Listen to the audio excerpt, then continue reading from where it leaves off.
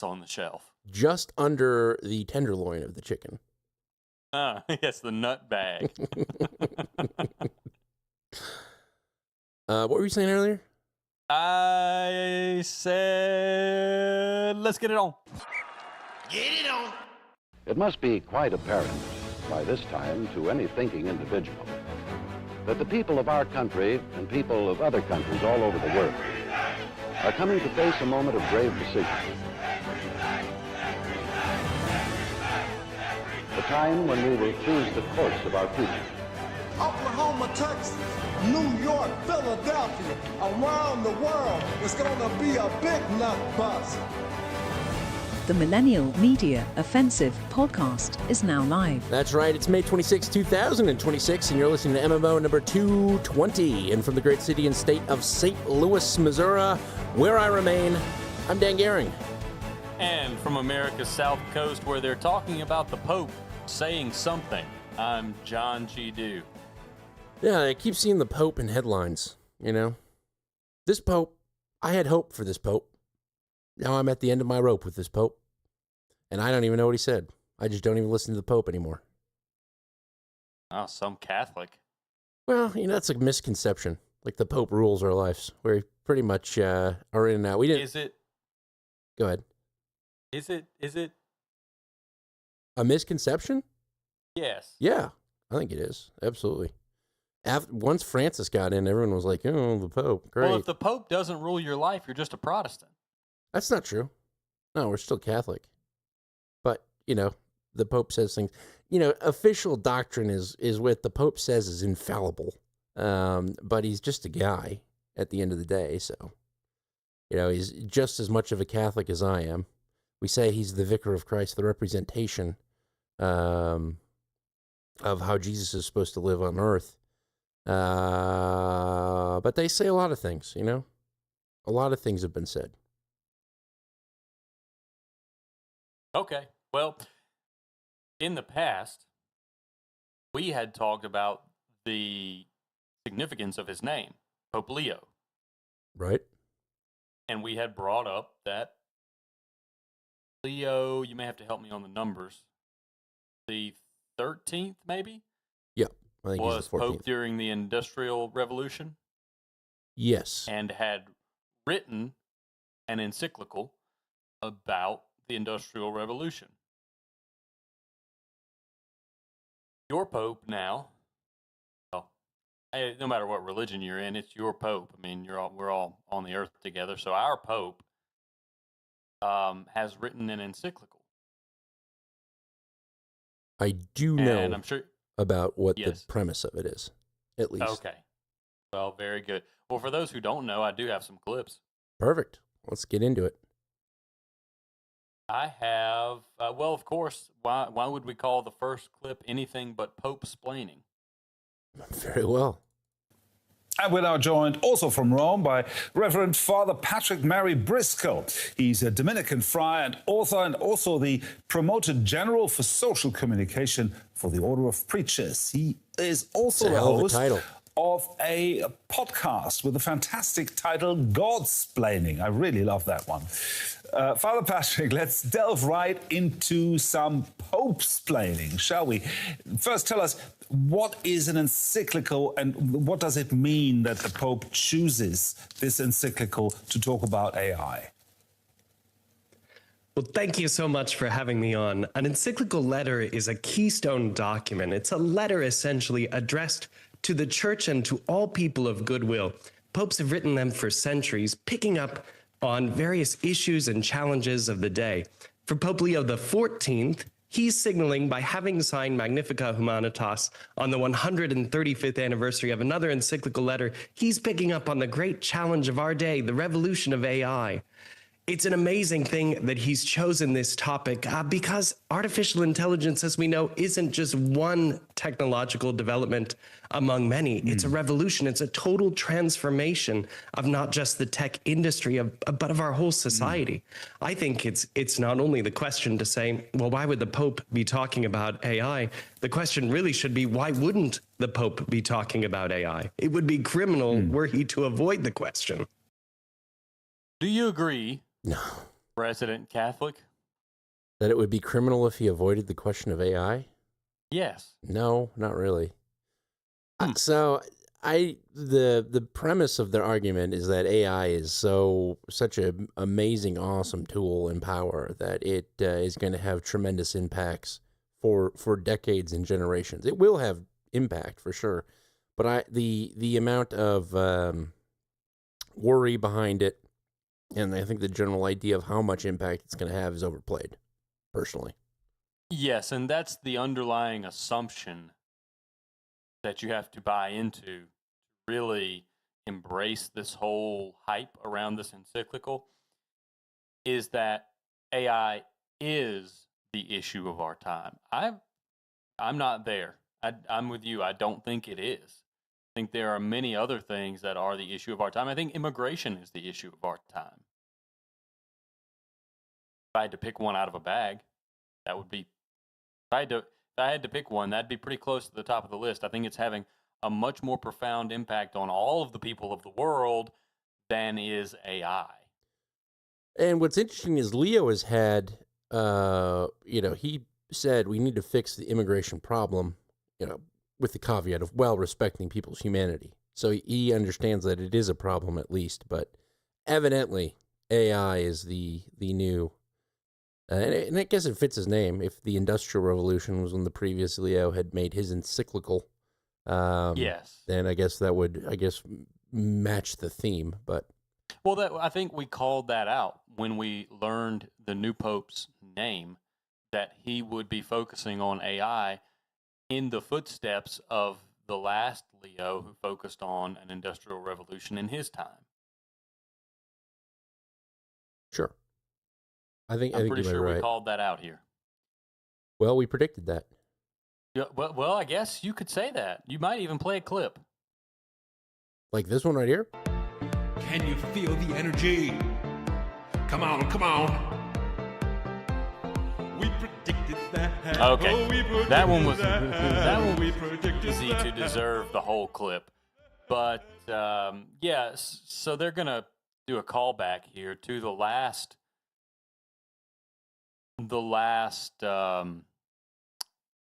pope to address some industrial change, and it is the namesake of our current pope. This is the Industrial Revolution clip. Now, the other encyclical that you talked about that was published 135 years ago, that was also about a very worldly affair, right? Indeed, exactly. Rerum Novarum, this encyclical letter written by Pope Leo XIII, who is something of an inspiration for Pope Leo XIV. Rerum Novarum addressed all of the changes of the Industrial Revolution. We can put our minds back in the 19th century, the end of the 1800s, and we can think of the mass transformation brought about by all the advancement of industrial technologies. That brought about a radical transformation of society. Pope Leo XIII, 135 years ago, had to address all the injustices that new technology was bringing to the world. For example, capital, which was held in the hands of a few, and all of the abuses that were being taken against workers and of the poor.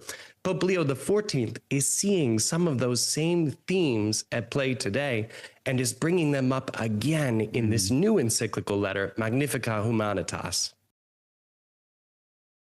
Yes, the Catholic try not to sound like a communist I know, challenge that's exactly, failed once again. exactly what it sounded like. Communism.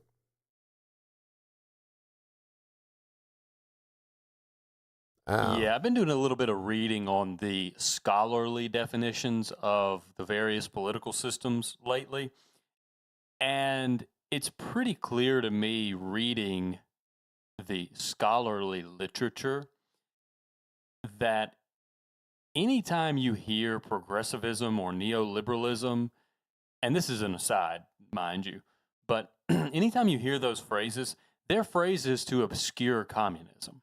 And it's kind of, the dimwit to the sage bell curve meme. Yep, I know what you're talking about.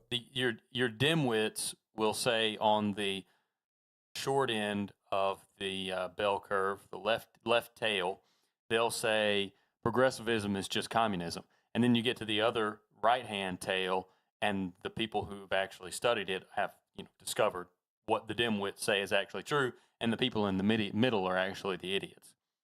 But that really appears to be the case.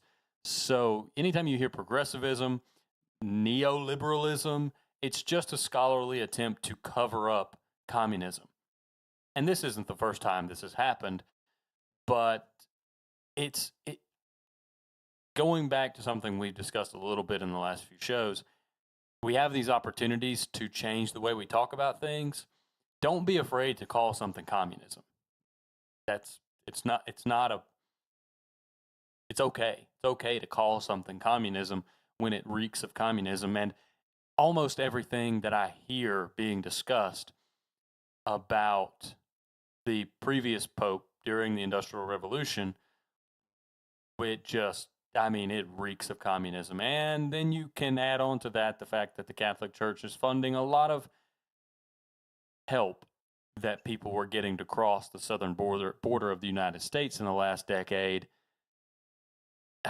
It's pretty tough. Yeah, it's tough. It's a tough sell because the baseline is we're helping people in need. Yes. That's the baseline. And then when it gets a little higher up in the echelon of, governments need to help people in need, then that's when you're like, okay, that's communism. And that's kind of where the Catholic Church verges dangerously close to, of suggesting that government should step up and help people in this way of redistribution of wealth. By the way, the topics that we've been talking about in the last couple of shows. Curing the ills of the worker. Pretty much that, yeah. That's right. Sharing the means of production. Yes. But like that, the whole stuff that we've been talking about recently with these changing the way we speak and conversations about the world, I have received no shortage of positive feedback on that. I can't count the number of people that reached out, came out of the woodwork to say, hey, I really, really like when you guys talk about that stuff. So just to remind you, or I guess bring that to your attention. People like that. Okay. Well, I will continue to provide anecdotes as I read uninteresting scholarly material. Okay. But I do want to continue with these clips because I don't think it's really interesting enough to dwell on for too long, and I don't want to drag it out just for the sake of having clips. Because again, back to the initial premise that both you and I point out, this isn't the issue. It hasn't proven to be the issue that the Pope and these squirrely little software engineers claim that it's going to be. Yeah, I would look at it like the same alarm when they were talking about social media in Congress at one time, and it was clear that the senators didn't understand how any of it worked. I would go ahead and assume that the Catholic Church has the same grasp on the AI issue as our politicians do in the United States. Yeah, more than likely. That's more than likely true. Okay, let us continue with, it doesn't matter how well you understand it. All you have to say is that there's a major risk of us losing our humanity. It's hard not to see the connection there. The Pope calls AI the biggest challenge facing humanity today from a church perspective. What makes AI different from other technologies we've adapted to? Well, what the Holy Father says in this encyclical letter that I think is so profound is that AI really could cause us to lose our own humanity. It's an extraordinary thing. We risk losing responsibility. We risk losing agency. We risk losing moral reflection. We risk losing all the things that make us human, all the things that make humanity what we are, for better and for worse. And all of that is threatened by the superimposition of a radical new technology, especially that which artificial intelligence brings. And so what the Pope is calling for in this letter is that we be reflective, that we be responsible about the technology. I think this is interesting for a lot of people because the Vatican is not anti-technology. The Pope is not against artificial intelligence. That would be a tremendous misreading. What the Pope is insisting, however, is that we think very intentionally about what these technologies mean and how we're using them in our lives, because again, there's such potential for them to subvert all of those things that make humanity great. Yeah, I guess if you're using it to be like, hey, explain the world to me, but if you're like, hey, can you set up a script to open my garage door when it gets too hot in my garage? I'm not too worried about that stealing my humanity. Sounds kind of heretical to me. Anyway, but, there's another side of this. We might lose our humanity. And, there's no really good definition of what that actually means.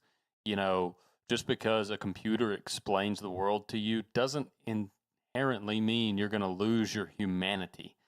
Or just because you have a conversation with a computer about something you would usually talk to a therapist about doesn't mean you're going to lose your humanity. That's a very large leap to take in the name of alarmism. Yeah, I do agree. It is alarmist, but to the point is, I think a lot of the problems we've been talking about is almost a lack of humanity. Last week we were talking about the lack of a common principle, and people reached out and told me about what they're doing. Going to church and inviting people to have dinner with them.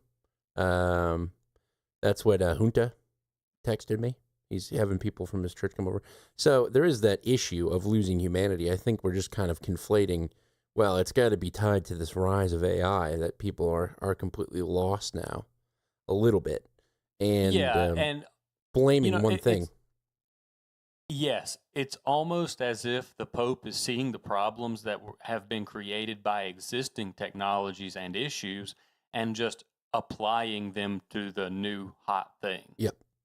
Yeah, I agree. People hate brown people. Well, it must be AI. So I actually misspoke. A better Catholic than I reached out, Emily the Fed, and she said the Catholic Church does not teach the Pope is always right. He's only infallible when speaking as the vicar of Christ on matters of faith and doctrine. So he can swing and miss on AI all he wants. Yes. Okay. Well, there's a clip in here about cultural power. It was intriguing to me. I didn't know exactly how to tie it in. But we'll discuss it, and then I have one more about warfare that should piggyback into some story elsewhere around the world, and we'll get keep the wheels rolling. Perfect. So, did you say warfare first? Cultural power. Gotcha. Now, he warns about a culture of power driving the AI race. But what does that mean, and why is the church so concerned about power concentrating in a few hands? Because the Catholic Church has been accused of misusing power in the past as well. The Holy Father is so concerned, I think, because we see with the increasing geopolitical tensions that transnational authority being taken up by just a few tech companies would risk every major lesson that's been learned, not only by the church, but by all of humanity in the last 100 years. When we think back to the wars and the conflicts that we've seen in recent years, we know that we need something more than just one institution. And the Pope's claim, which is actually very, very humble, he apologizes for wrongdoings on the church's part in the past, in fact, in the document. The Pope's really setting off a warning sign, not insisting that the church be the one head. The church isn't here going to supplant the state. The church isn't here going to become a great Silicon Valley tech company we know all of us know that's true. But the church is really calling for a shared work. And that's what was so interesting about Chrysola being present today from Anthropic on the scene, because what's clear is that a real dialogue is needed, a conversation of partners that cuts across disciplines, that cuts across institutions, that cuts across different kinds of authority, so that it's not simply a government, it's not simply capital from major investors, it's not simply new tech companies, it's not simply computer scientists, it's not simply one body, but that everyone working together and having a shared conversation can advance the common good of humanity. We must share the conversation of production. Yes. The more I listen to this, and it being the probably third time I've listened to these clips, this just it's crystallizing as a desperate attempt to remain relevant, more than an actual commentary to help people cope with something.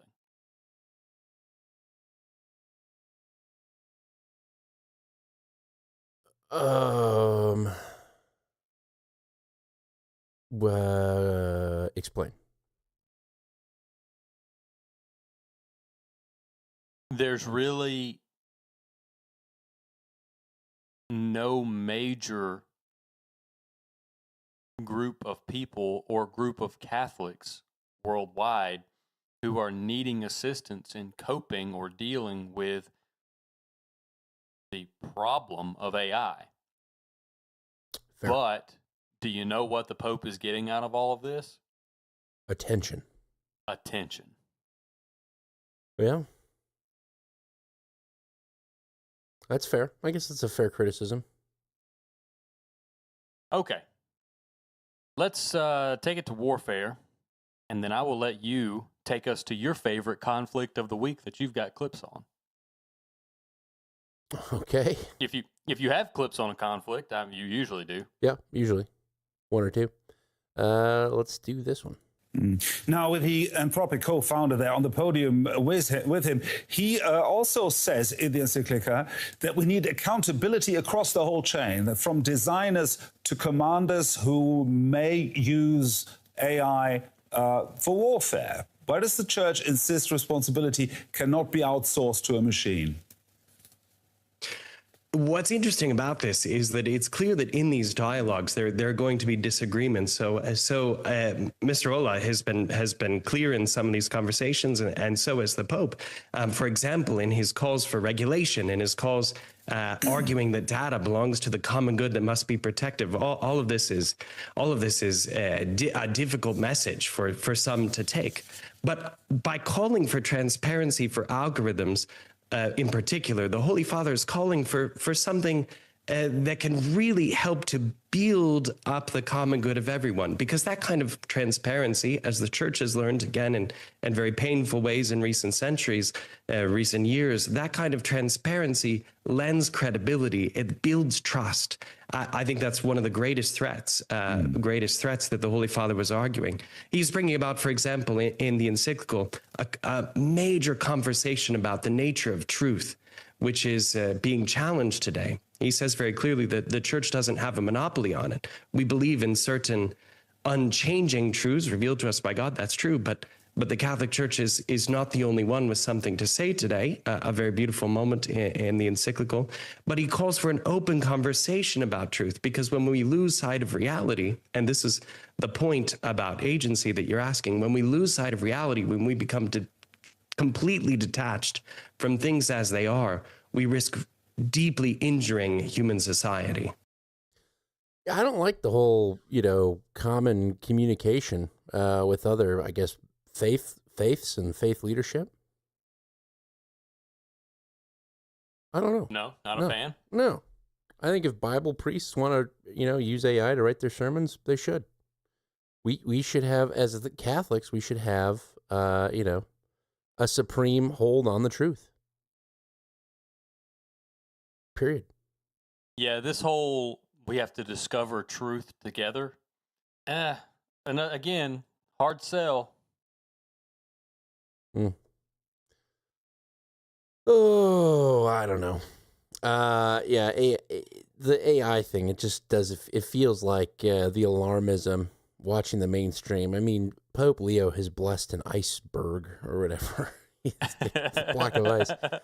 It's just like, come on, man. It's almost like the person that watches MSNBC and believes it, you know?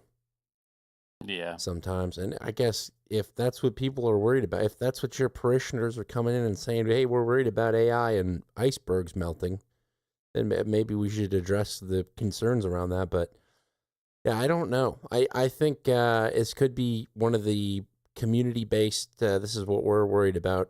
Let's address it as a church issues. And it's just kind of dumb. Dumb. But now that one day I'm going to learn that you're not really interested in Catholic stories and stop bringing clips about them. Well, it's funny because I think a lot of people expect me to have some sort of like reaction to them. And like I think the Protestant view of the Pope to Catholics is different. I mean, for sure there are Catholics that, you know, whatever, if the Pope told them to jump off a bridge, they would do it. But the vast majority of people I know really don't even know what the Pope says half the time, because the Pope's always making statements. And that's just me. Dan at MMO.show if you have problems with how I've described the Catholic faith. Yes, that Pope always flapping his jaws. About something, you know, about something. It's usually a very generic message, like, we must have peace in the Middle East. You're like, oh, great, I agree. But the encyclical on AI, it does seem a little dramatic. Yeah, I think so too. Okay, I set you up for your favorite conflict of the week. My favorite conflict of the week. So, going into Memorial Day weekend, which I had a lovely one. Of all the weekends to talk about starting the show, this was a pretty good one, and I just bulldozed right over it. Got to get to the Catholics, man. No, it was. What'd you do? What'd you do this Memorial Day weekend? Well, I did quite a bit. I had a GFCI, like one of those covered outlets on my deck that hasn't worked for years. I think the thing just got fried and probably got wet one time and got zapped. So I replaced that. I got it to work nicely and plugged in a Sonos out there and was bumping some tunes. But I was watching my phone. I have on Home Assistant, I have this thing that it's pretty much the flight radar, and it tracks 24/7 flight radar. And I was seeing a bunch of these really cool old World War II planes flying in the area but never overhead. And I really wanted to see this B-25 bomber, distinct from the B-52. And it just kept circling my house, but out of sight from where I was. And then on Monday, I was at my in-laws' house, and that mother flew right overhead. And I was like, hell yeah. And instantly, everyone's looking up, and I go, that's a B-25 bomber. People are like, how do you know that? You some sort of weird plane savant? I was like, no, I've been... And then I explained to them, and they still looked at me weird, because I've been watching planes fly around my house all weekend. There's an air show in North St. Louis, or I guess west of St. Louis, that goes on every Memorial Day weekend, and so that's why there's so many World War II planes. But I also saw a Mustang, a P whatever Mustang, flew by too. So P-52. Cool. P-52? I think so. I'm not huge. I'm like I dabble in it. In airplanes, like I'm like, oh, that's cool. Is it P-57? P-51 Mustang. P-51. There it is. Close enough. I also saw one of those. But yeah, that was it. What did you do? Went to the in-laws' house around Birmingham, Alabama, and went to a wedding, an Italian wedding. There were several guys there who looked like you. I'm sure they were. Did they? Were they handing out arm hair combs? Did you know that? No. Italians comb their arms. It was kind of funny because not FaceTimed, but you video called me this weekend and showed me around your house. And then also, I was talking to your wife Taylor and your daughter, and the three of you are so blonde. And it was Elise, myself, and our two babies hanging out in our bed, and we were so dark. And I think I jokingly said to your daughter, I was like, yeah, we're mixed, so that's the way we have dark hair. You purebreds. Oh. Yeah, it's just dirty German immigrants. That's fun. Did you sing any Italian wedding songs? Yes, there was one, and they all held hands and skipped around in a circle. Yeah. Yeah, when they started the wedding song, I thought it was Dominic the Christmas donkey, but it was not. Well, if it was a real old school Italian wedding, they would have had a goat there that all the kids could have played with before dinner. Oh, is the dowry? No, before dinner, and then they would have slit its throat. Oh, collected the blood for some congile, and then served some fresh goat. Those are the old days. That's fun. That's fun. Glad you had a good weekend. Yeah, and then it rained. Yeah, we didn't get any rain. Yesterday was beautiful. It was like 80 degrees. It was a good day to go to the in-laws. They have a pool, which is still like 60 degrees.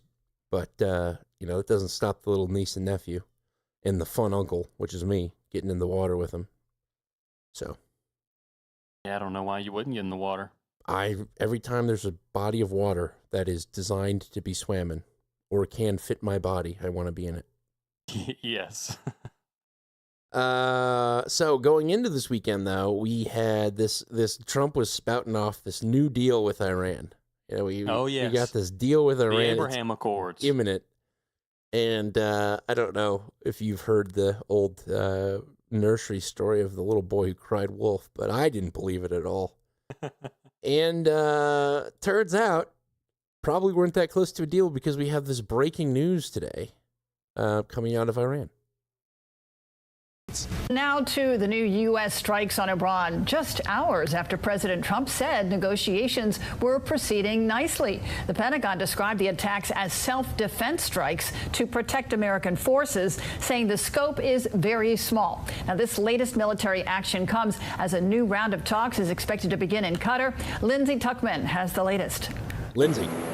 This morning, despite days of reported progress towards reaching a peace deal, the Pentagon now says U.S. forces have launched new airstrikes inside Iran, describing them as self-defense strikes to protect our troops from threats posed by Iranian forces.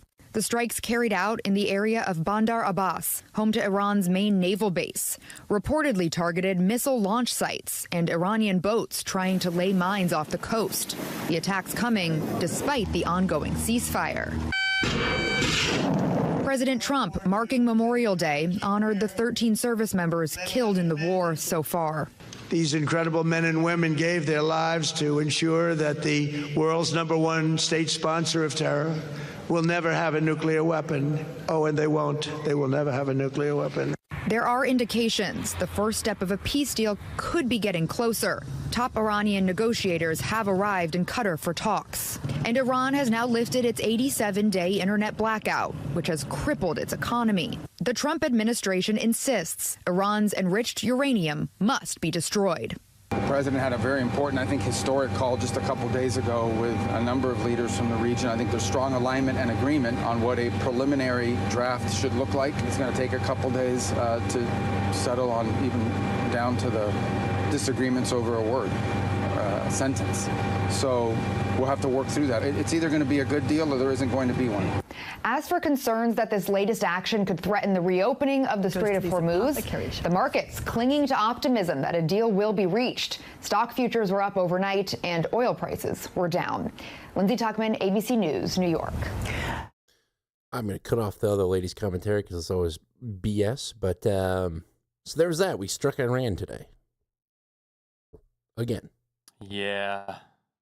Did you catch the little language ditty in there where Lindsay says, these strikes come amid the ongoing ceasefire? Yeah. Evidently, this didn't violate the ceasefire because they were defensive strikes, which is the key word that keeps being used by everyone. Defensive strikes.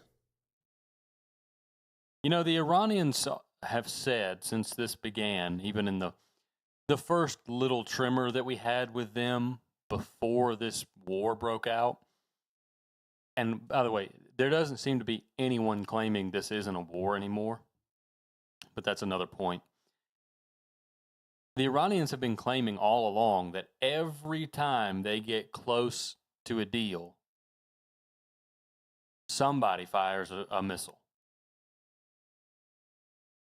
And we're not really trying to shake that reputation, it doesn't seem. Now, maybe it's the Iranians who are really trying to goad us as we get close to a deal, and we're just taking the bait. So, I mean, I did see the reported places that we struck, which was pretty much coastal, like defenses that Iran had set up just north of the Qasem Island. That looks like a dolphin. Mm-hmm. And evidently, we also took out a mine-laying boat. Which doesn't seem like good faith effort to reopen the strait if you got one of those parked, but still, right? It does feel like somebody's jerking around somebody else, and I think Trump's getting wise to the Iranian ways of jerking us around, and they did something he didn't like, and so he decided to hit him one or two more times, but we'll see. I don't see this coming to an end soon. Apparently, life in Iran is pretty well restored in a lot of ways. I think they got access to internet and telephone today. My distant relative is back in Iran. So. Okay. Well, good. That's good that it's good that they're comfortable being back. I don't know where this goes. Well, there's got to be something reached by the 4th of July because it's our 250th anniversary as of the 4th of July. So, do you think the Iranian goal is just to make us leave in basically a shameful fashion? I think they know that Trump doesn't want to be in this, and this is all speculation, by the way, but if you know about how Trump works, he doesn't want to be in the war. He wants to have victory declared by July 4th, the 250th anniversary, I think. And I think he also... go ahead. Yeah, of course. Of course he does. But how? I don't know. And that's what I think the Iranians are banking on, that they are waiting him out, trying to get as close to July 4th as possible for the U.S. to sign any deal whatsoever so they can declare victory before the 4th of July. I'm convinced that is the target date. And I think Iran is privy to that idea, or at least has some speculation that that's the goal in mind. Because we're fast approaching June now. And if things don't recover by July, then it's not going to be a great 4th of July celebration. I can already venture to guess that there are left-wing groups that are planning massive protests for the 4th of July, the 250th anniversary, just to be, just because they hate America. But they might have a valid point if things don't improve soon.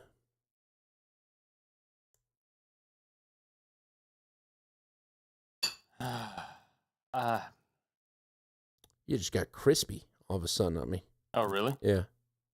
Oh. Okay. I can fix that. Crispy John. And he's back. Yes, I'm back. Much better. Do you really think the leftists will go out and use their 4th of July to protest en masse if the administration is already shooting itself in the foot? I mean, why would you get in the way of your enemy as he makes a mistake? Because as far as I know, they're not very well versed in the art of war. No, but the people who organize them are. Sure. I mean, I'm sure you'll have some out there, but not. I don't think I mean, if you are we going to do a bet right now? A bet of you think there'll be massive protests, and by massive, I guess we could say widely reported. At least 3 news networks reporting 4th of July protests. I would say no. So I just typed in 4th of July protests to see if there's at least plans of them. And the first one is the American Project, which already throw that source up the window. Planning no Kings demonstrations for July 4th, 2026. But this was written in November of 2025. I would be willing to bet that there are probably a no Kings or no Kings equivalent type protest on the 4th of July. Somewhere in the United States. Well, yeah. Yeah, I mean, somewhere, I'm sure. But are they going to be mass protests? There was one in Chop in Seattle. Paducah, Kentucky. 4 people turned out for the 4th of July protest. One had a heart attack. Good old Paducah. He was eating those derby pies, as they call them. Yeah, I'm not. I don't see that. Unless there would have to be some major flashpoint for me to see people mobilizing to that degree. I think it's just a simmering discontent more than mass mobilization that the administration has to deal with, and that's more dangerous than mass mobilization for demonstration.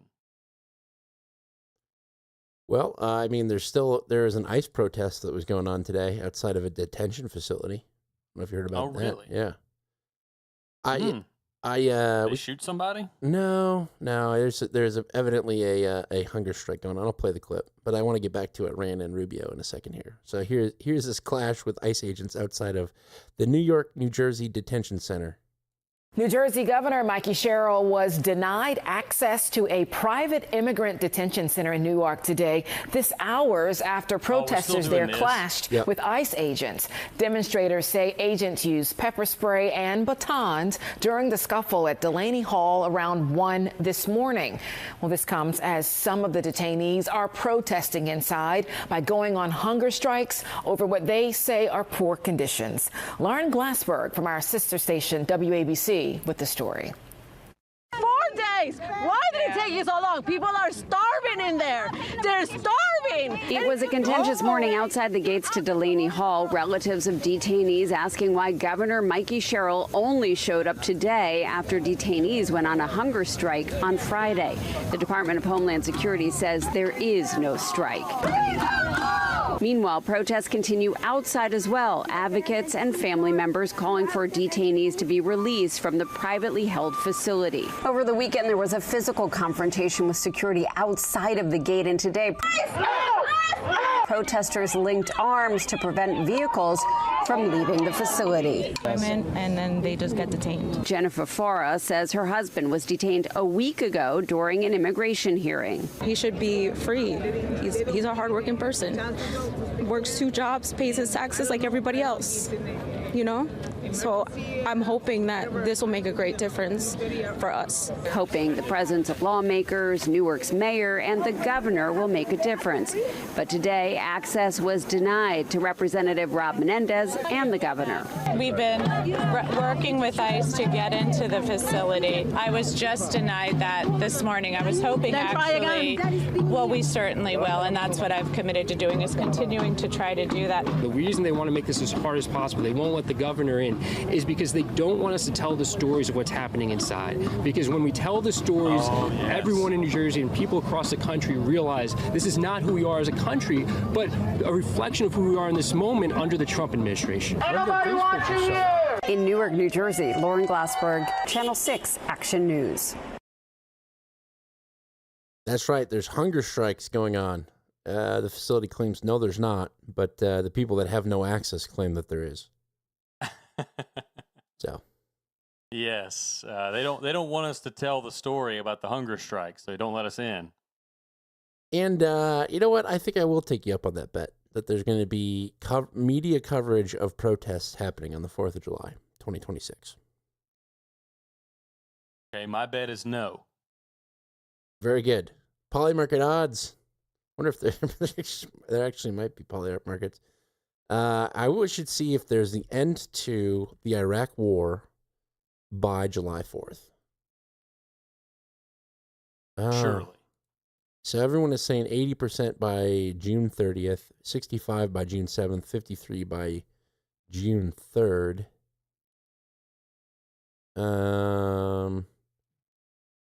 Yeah, apparently by May 30th, there's a big jump up, 32% chance. May 31st, 38%. We get to 80% by June 30th. No one is even projecting into July. They're 100% sure that it's going to end in May. Sorry, brain fart. So they've got 5 days to see if they're right.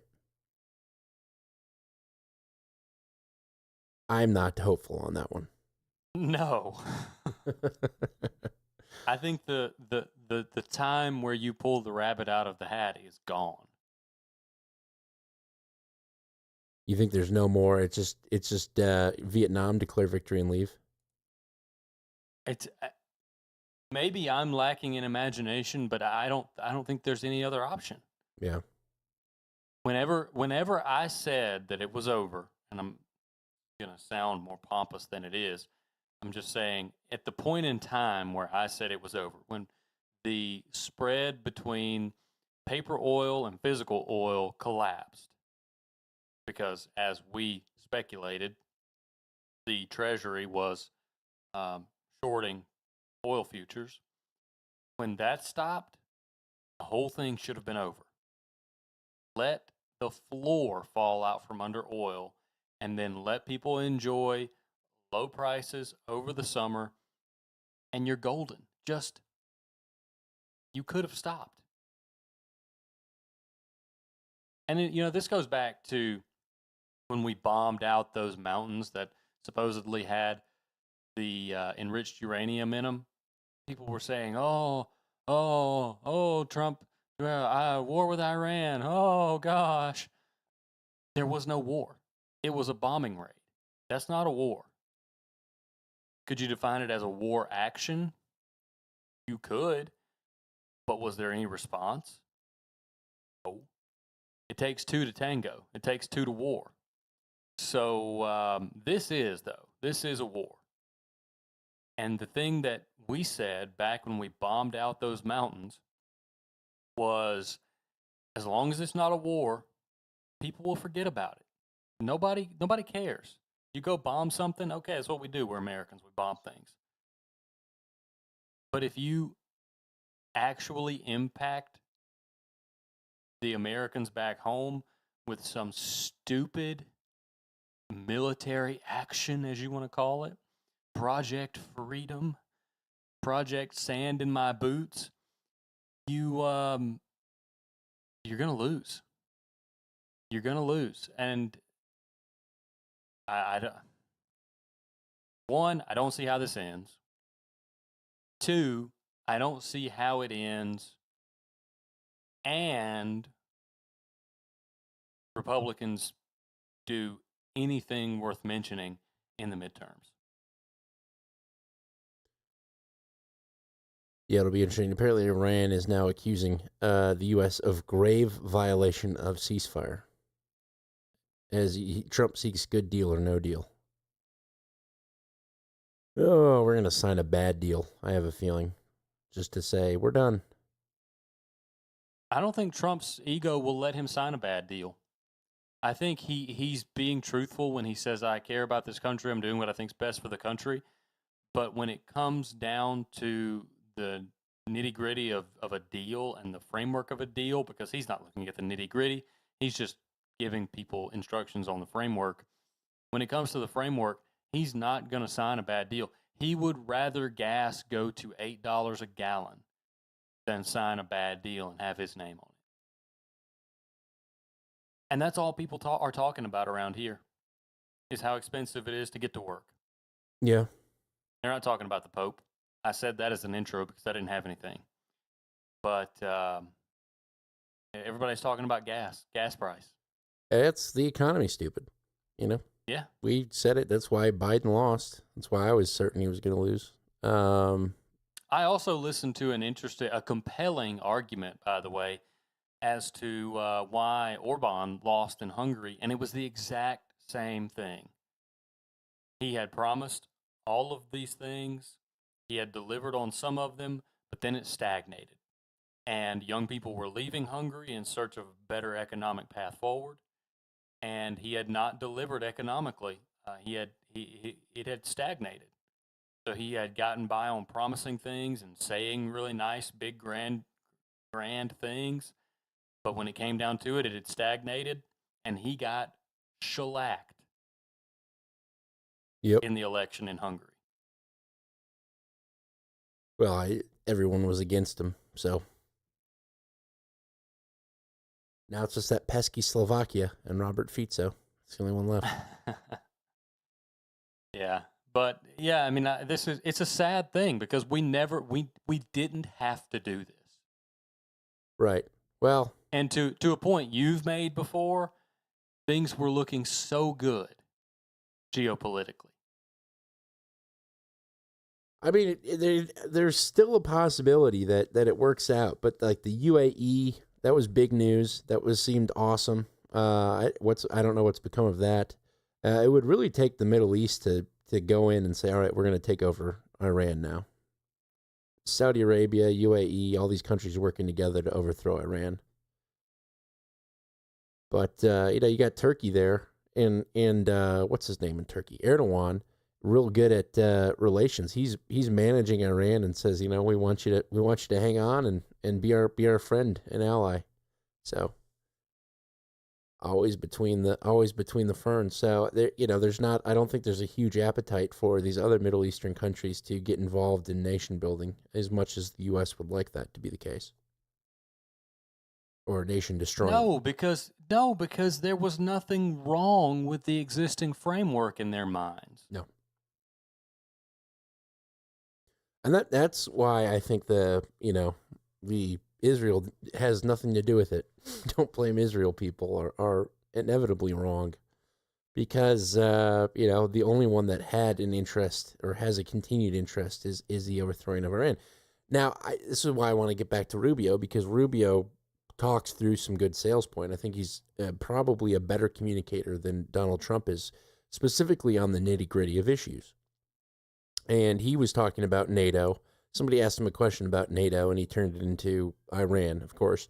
But I think it's interesting on two aspects, and it can kind of merge us out of the Middle East and get us into Europe more so. But I think Rubio's sales point here is interesting, and it kind of gives you a glimpse as to what the administration is thinking when it comes to Iran.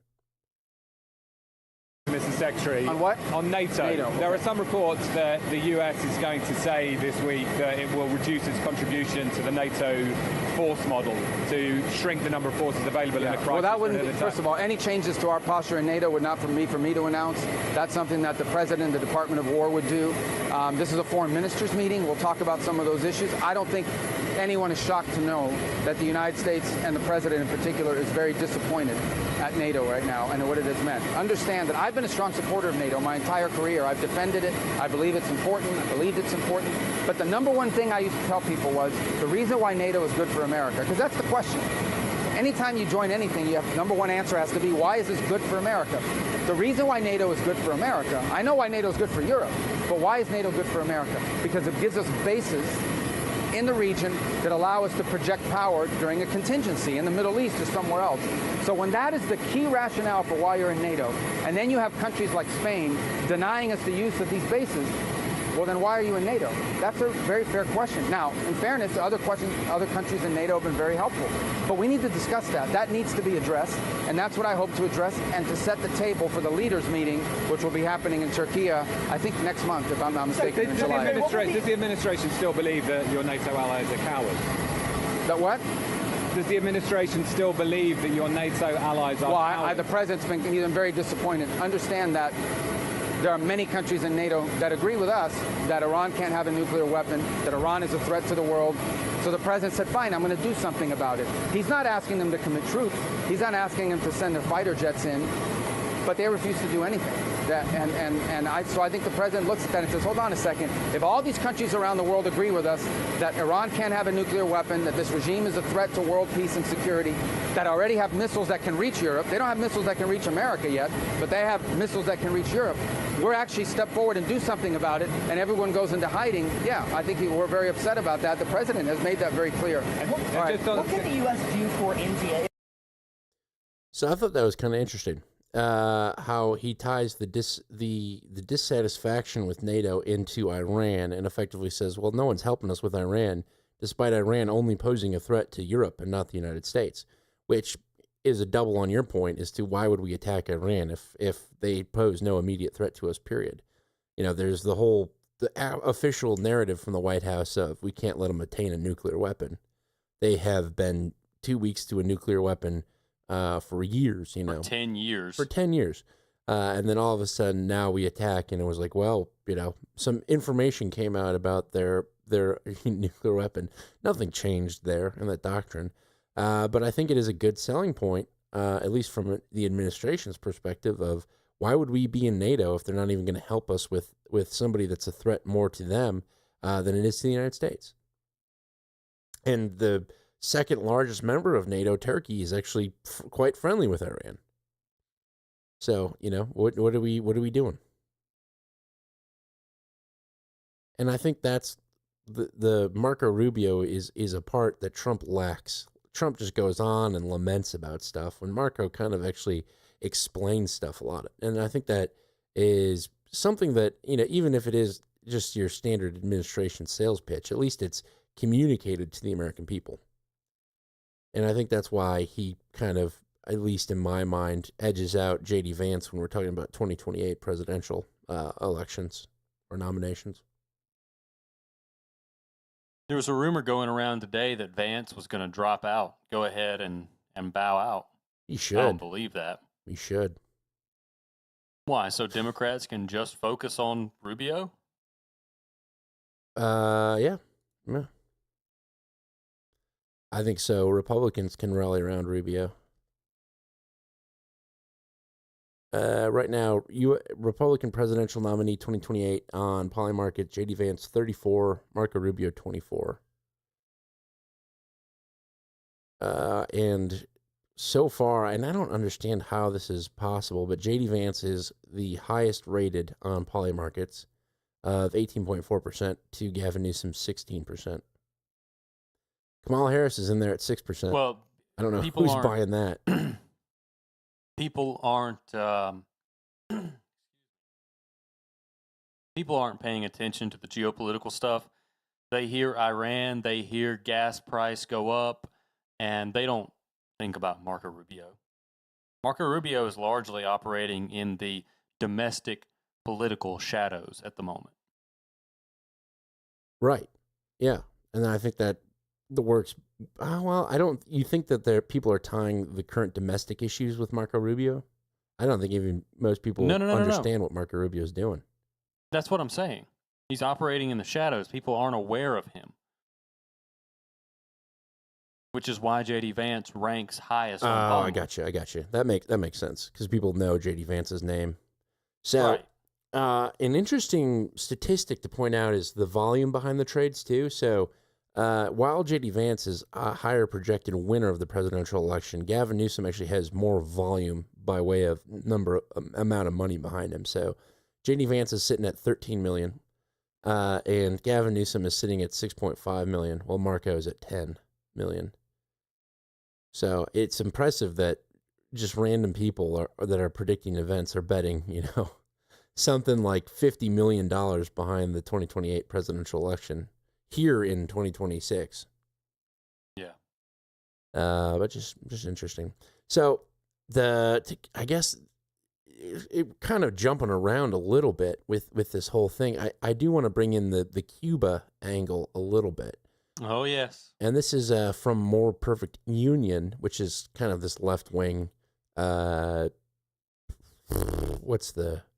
does all the podcasts that are like, this is Sound Lab, and everyone sounds very homogenous and the same? NPR. So it's like it's almost like an NPR-esque product. But I think the guy does hit a pretty big point on Cuba and why the Cuban government's being overthrown. And it pertains to Marco Rubio. I think is one of the main drivers. It's something that you and I have hit on. So even though this guy is probably, a little left-wing loony, he does, I think, he has nailed the Cuban government issue pretty well. So I'll play this clip. It really looks like the Trump administration is getting ready to take over Cuba. And now to the crisis in Cuba. Cuba has always posed a national security threat to the United States. A new U.S. aircraft carrier is moving into the Caribbean. I do believe I'll be having the honor of taking Cuba. The last few weeks have all the classic hallmarks: high-level talks, a criminal indictment, and an imminent attack, all to create the pretense for action. And Nick Shirley visited Cuba. Keep that in mind. Why is this happening now, and who is cheerleading this invasion? Well, step one was Venezuela. By removing Nicolas Maduro from power in January, the administration cut the Cuban government off from a lifeline, since Venezuela sold them crude oil and other fuel for years. And by cutting off Cuba's only lifeline and then increasing the intensity of the blockade, the Trump administration has created a humanitarian crisis. It's a maximum pressure campaign on Cuba, and nobody was pushing harder for that than Marco Rubio. Rubio is the son of Cuban exiles and a hardliner on Cuba himself, and he's made his career calling for regime change in the country. In fact, he claims to be the architect behind this maximum pressure campaign, strangling the country of all imports and sources of energy. Deeply connected to Rubio and the state of Florida, there is an entire community of wealthy Cuban exiles who are pushing to oust the Cuban government. That includes the Fanjul brothers, sugar billionaires. The Fanjul family were the sugar kings of Cuba before the communist revolution. When the Cuban government seized their sugar plantations, they fled to the U.S. and they rebuilt their sugar empire here. A new regime in Cuba could mean reclaiming their former hold on Cuban sugar, and they'll support any politician who helps them do it, Democrat or Republican. They backed Rubio for years, helping make his career with consistent donations, and now they've done the same for Trump. This community also includes people. I like how they kind of, make these sugar guys out to be these bad people because they want to overthrow Cuba for their own greed of owning the sugar markets, which the Cuban government took from them in the first place. What more than that, they demonize apolitical ambition. They'll support any politician who will help them achieve their goals, Democrat or Republican, as if that's a bad thing. Right. No, your highest ambition should be political and tied to the party. What are you doing? Exactly. So and that's where the left wing comes in. It's like we're only going to overthrow this communist heaven because of capitalist greed. That's the only reason. Yes, capital. Big sugar. The only reason we want Cuba to fall is because I didn't call you. Of all their resources. She answered to Big Sugar, huh? Yeah. Like Orlando Gutierrez Bornat and the Assembly of the Cuban Resistance, a collection of NGOs all committed to a change of government in Cuba, many funded directly by the U.S. government. Orlando Gutierrez and others help launder the government narrative, claiming that Cuba is a threat and building plans for a new government and how to open Cuba to foreign corporations. Speaking of which, we can't forget the corporate interests and the industrialists who are ready to take advantage of a new Cuban government. ExxonMobil is ready and waiting. They recently brought a case to the Supreme Court against Cuba over their confiscated land and oil refineries in the country. Regime change would likely mean a big payout for them and a way back into Cuba. And last, Jorge Mas Santos. He's a billionaire, owner of Inter Miami CF Football Club, and the chair of Mastec, a massive infrastructure and telecom company. He's connected to Trump, he runs a Cuban exile group that drafts plans to open the country to foreign investment, and he's ready to take advantage of regime change in Cuba with his massive corporation. Over the next few days and weeks, you're going to hear a lot of stories about how Cuba is a threat, how the government has to be changed. You probably already are. But as always, try to remember that there is a group of people cheering this invasion on who are doing it mostly for power and for profit.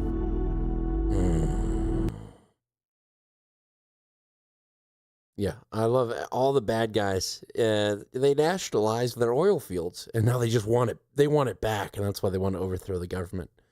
I'm not a fan of Cuba. I'm not a fan of overthrowing governments. But Cuba probably does present a threat, as it did in the the 1950s, the Red Scare. What do they call it? The Cuban Missile Crisis. It's not Cuba itself that presents a threat. It's the proximity or the Cuban people to the United States. It's the Cuban government offering access to hostile governments. China, Russia, etc. So, I don't know. It's just that perspective towards the end where it's clearly this anti-capitalist left-wing organization putting this out, even though you are probably going to hear those things, that Cuba proposes a threat. There has been news that they've apparently are preparing for a U.S. invasion. Somebody gave them 600 drones or something along those lines. All of those narratives are making the circle, are making the news circle around right now to kind of trump up this idea that, oh man, maybe Cuba is pretty dangerous and we should take him out.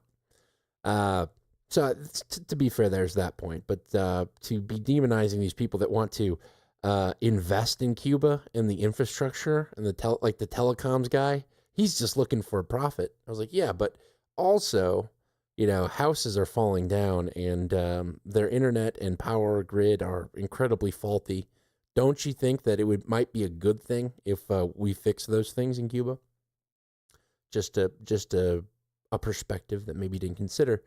But apparently Rubio is floating around that he's the mastermind behind this plan. And what I think is interesting is when the Iran war started, when we bombed Iran, he implied that we followed the lead of Israel. Like we had to go because Israel bombed it. He said that out loud. He said it out loud. And people said, "Oh, it's the right way." It was a he misspoke. He didn't smoke, and I'm sure Rubio probably backtracked a little bit on that too. But I think that was incredibly intentional.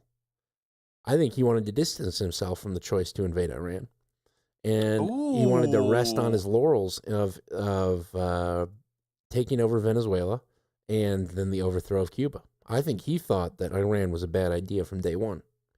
And he wanted to project that to the world. And so that's what he said. Israel pulled us into the war. Wow. I think you might be right. Yeah. That strikes me as believable, if not true outright. He's a politician, man.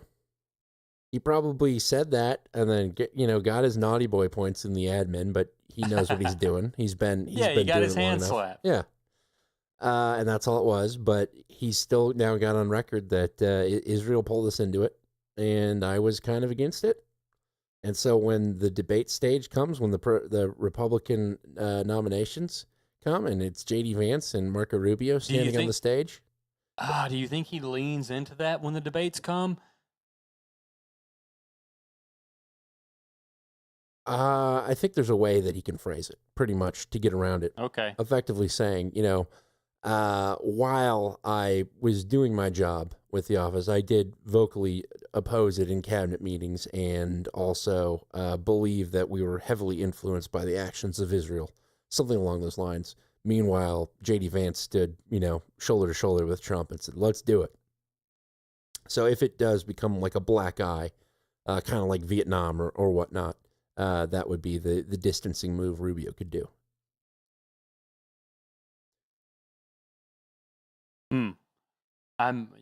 That'll be interesting to watch play out. I think you're onto something with him being adept enough to do something like that.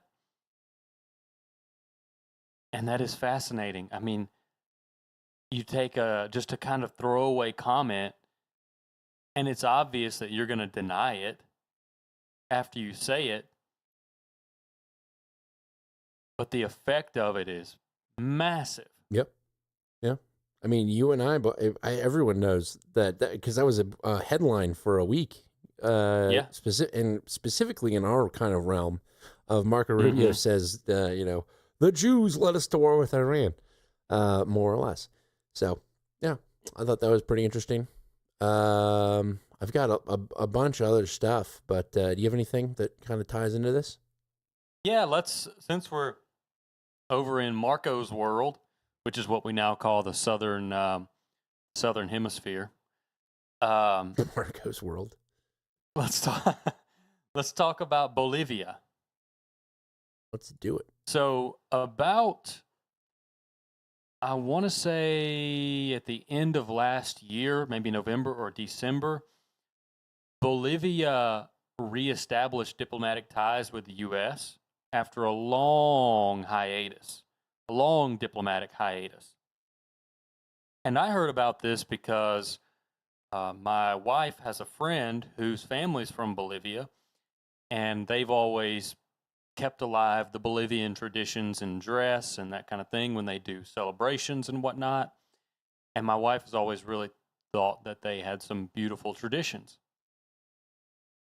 So she told me about when we reestablished diplomatic ties with Bolivia, and I remembered that because of everything going on that we were watching in the southern hemisphere. The southwestern hemisphere. That's Marco's world. Super Marco world. Super Marco world, yes. Just for the artists, I wanted to say that out loud. You know what to do.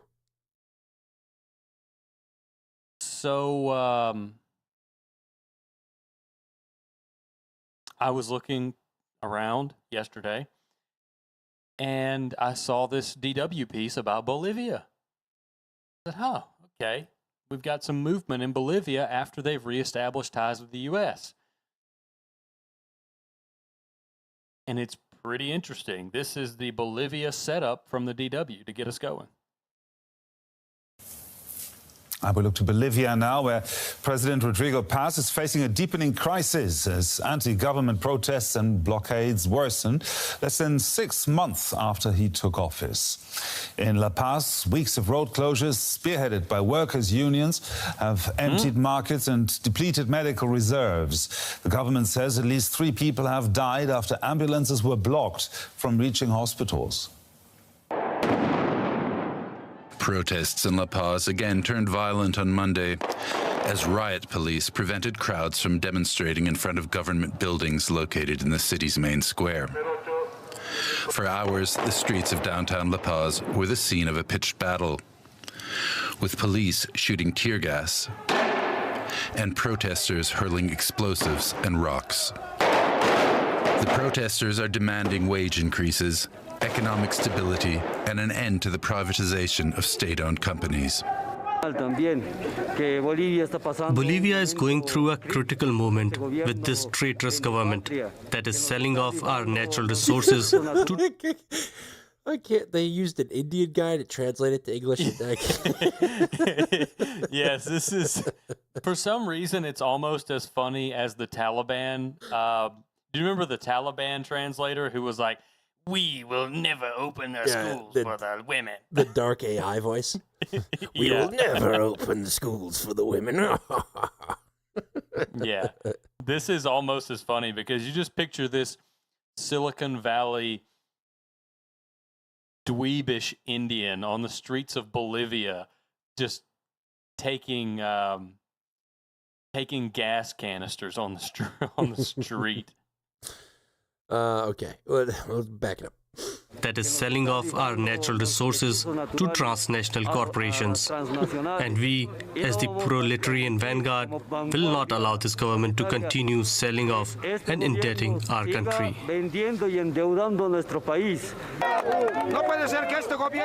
It cannot be that this government is ruling by decree. In the future, things will even be worse for the Bolivian people. And to prevent that from happening, we demand the resignation of this traitorous separatist government, which will issue decrees against the Bolivian people tomorrow and the day after. So they're upset about resources. Well, That's what they say. Did you hear some of the phrases being used by these protesters? No. Okay, well, back it up. Listen to the protesters again and try to ding the bell when you hear interesting phrases from the streets of Bolivia. It cannot be that this government is ruling by decree. In the future, things will even be worse for the Bolivian people. And to prevent that from happening, we demand the resignation of this traitorous, separatist government, which will issue decrees against the Bolivian people tomorrow and the day after. Separatist? It's the Indian guy I'm talking about. Oh. State-owned companies. Bolivia is going through a critical moment with this traitorous government that is selling off our natural resources to transnational corporations. And we, as the proletarian vanguard, will not allow this government to continue selling off and indebting our country. Proletarian vanguard? Yes, and transnational corporations. So we need to nationalize the, I guess, oil in Bolivia? They've been nationalized. The new president has been denationalizing. Established ties with the U.S., denationalizing industry, and then you have these guys on the street talking about transnational corporations and the plight of the proletariat. What's happening here? If you're trying to smoke out the communists, relax. We're all cool. So I feel like you've been smoking out the communists this whole episode. Yes. But this is obvious. I mean, this is obviously communist elements within Bolivia that are organizing to circumvent the legitimacy of the new president. Communists in South America? What? No, I'm with you. I think you're right. It's this new guy has opened up relations with the U.S. That's no good. Let's activate the left wing. Another element of this, we kind of think about it in a dominoes theory sometimes, where toppling Venezuela hurts Cuba, it hurts Iran, hurts China. But there's another leader deeper in Super Marco's world that this also alienates and hurts. And that's Lula da Silva.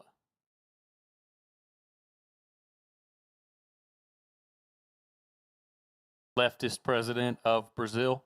Yep. I was trying to remember where he was. What country he was in. Yeah. Ignacio. He and I share the same confirmation name. Or at least the confirmation. I'm Ignatius. My full name is Daniel Robert Ignatius Gehring. I'm going to start calling you Ignatius. Go for it. It is my Catholic Church name. All right, very good. Well, let's continue with this. We've made it through the setup, and we know what's happening here. So let's get into some of the problems. One of the problems, which is a problem of our making to some degree, is shortages. While the week-long protests are aimed at ramping up pressure on the government, they've had a palpable side effect for ordinary citizens: acute shortages of fuel, food, and basic goods.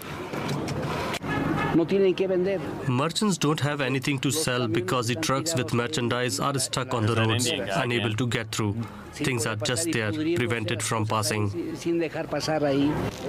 And the few goods that do get through have become prohibitively expensive. They get very angry about the high price because at that price many people aren't buying anymore. Now they're buying by the £0.5 instead of the pound. With the year-on inflation rate already at 14%, there seems to be no clear remedy for the country's worst economic ordeal in 4 decades. Yeah. That's I mean, everything that we've been talking, all the protests that we covered last week and this week are all related to the oil. Oil runs the world, and it's being highlighted this week, and especially in these poorer countries that are really feeling it. Yeah. So the next clip, we'll have a journalist on the ground in Bolivia giving us a description of what it looks like. There are a lot of Indians here. Evidently. Sergio Mendoza is a journalist in La Paz and joins us now. Sergio, describe to us the situation in La Paz at the moment. Hello, thank you for the interview. Well, yes, we have been in 3 weeks of protests and riots and road blockades here in Bolivia and mainly in the western part of the country in La Paz.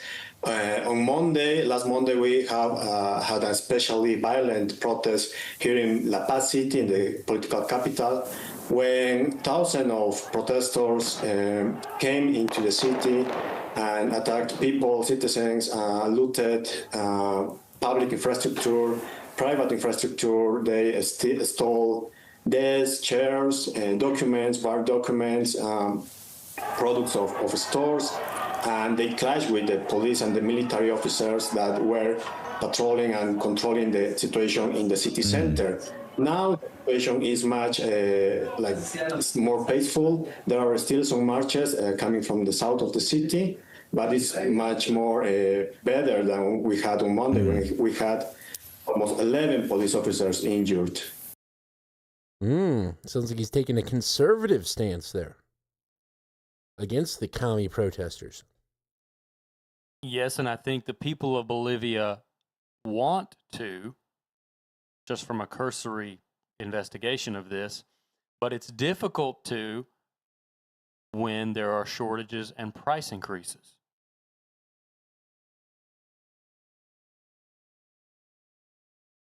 They want to what?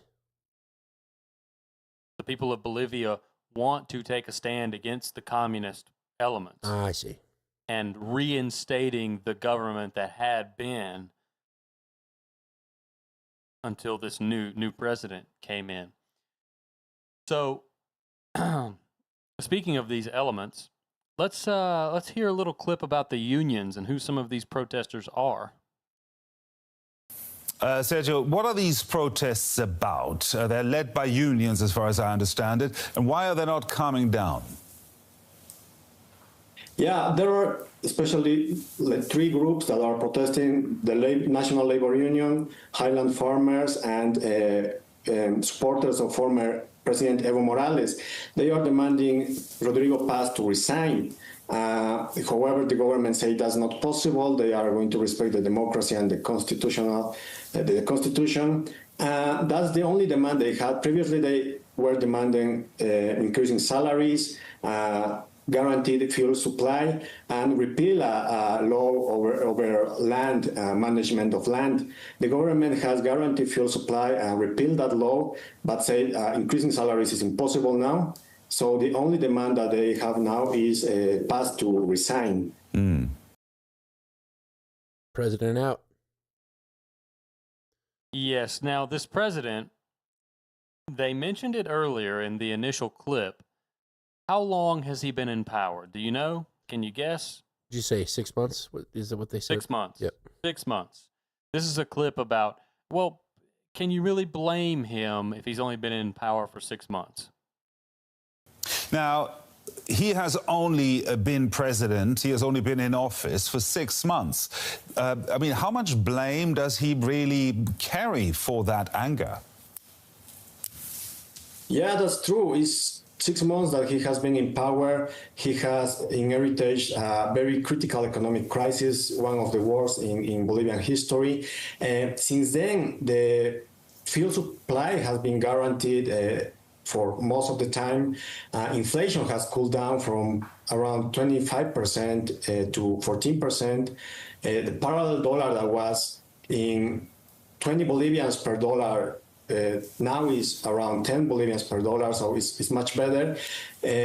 However, it seems to be more a politically motivated protest promoted by former president and some other sectors that feel this government is not representing them, is not representing the popular classes of the country, and is too much close to U.S. government, for instance, and too much close to private investors or private business instead of the rural areas or the popular sectors of the country. And there you have it in a nutshell. Statistically, the economy is better in the 6 months that this new president has been in power. And these protests are political. But what do you have happening at the same time? You have this narrative generating in Bolivia about how things are worse. And it probably is momentarily worse because of the supply disruption of oil, to your point. Right. But statistically, the economy's better under this new president. This is opportunism. This is the former regime and the communist elements, the unions in Bolivia, seeing an opportunity because of U.S. action somewhere else in the world and seizing the opportunity to try to regain power. And I don't think that, I think it would be in, especially if you're thinking about it in terms of Super Marco world, I think we might see at least a statement from the U.S. supporting the current Bolivian president. We might even bail him out like we did Argentina. Didn't the commentator say that the Bolivar is doubled in value, though, against the U.S. dollar in that segment? It was 20 to 1, now it's 10 to 1. Yes.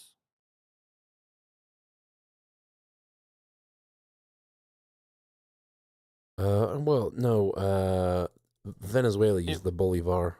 What is Bolivia use? Yes, I think you're right. I think that's correct. Bolivano. The Bolivano. No, close enough. The Bob to USD. What's Bob trading at these days? I don't know. I want to see a time chart of this.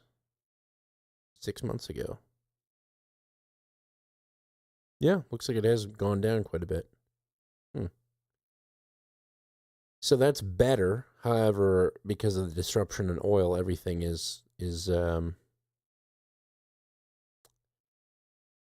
supplies are not so good. So that's why everyone's protesting and taking advantage of the opportunity, or taking the opportunity to cast this new kind of probably traditional, more right-wing capitalist-leaning president and pitch them against the communist president. Say things weren't as bad when the commies were in charge.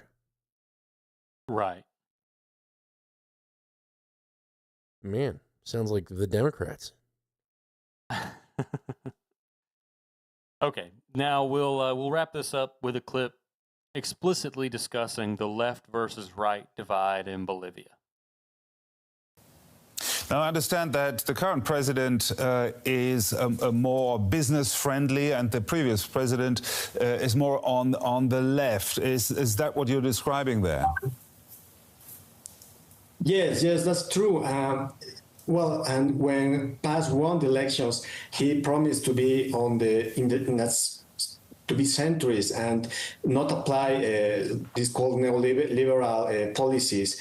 However, what Bolivia, like most analysts and most citizens agree, is that Bolivia needs to open to private investment and to guarantee legal certainty for private investment and to reduce the participation of the state. The government is pushing to do that in some way. It seems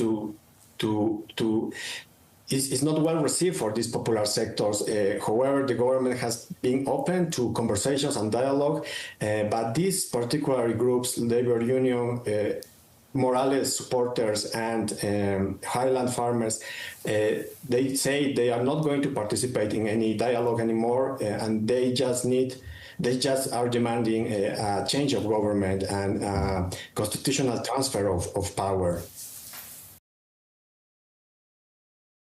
Interesting. Yeah, so Bolivia in crisis.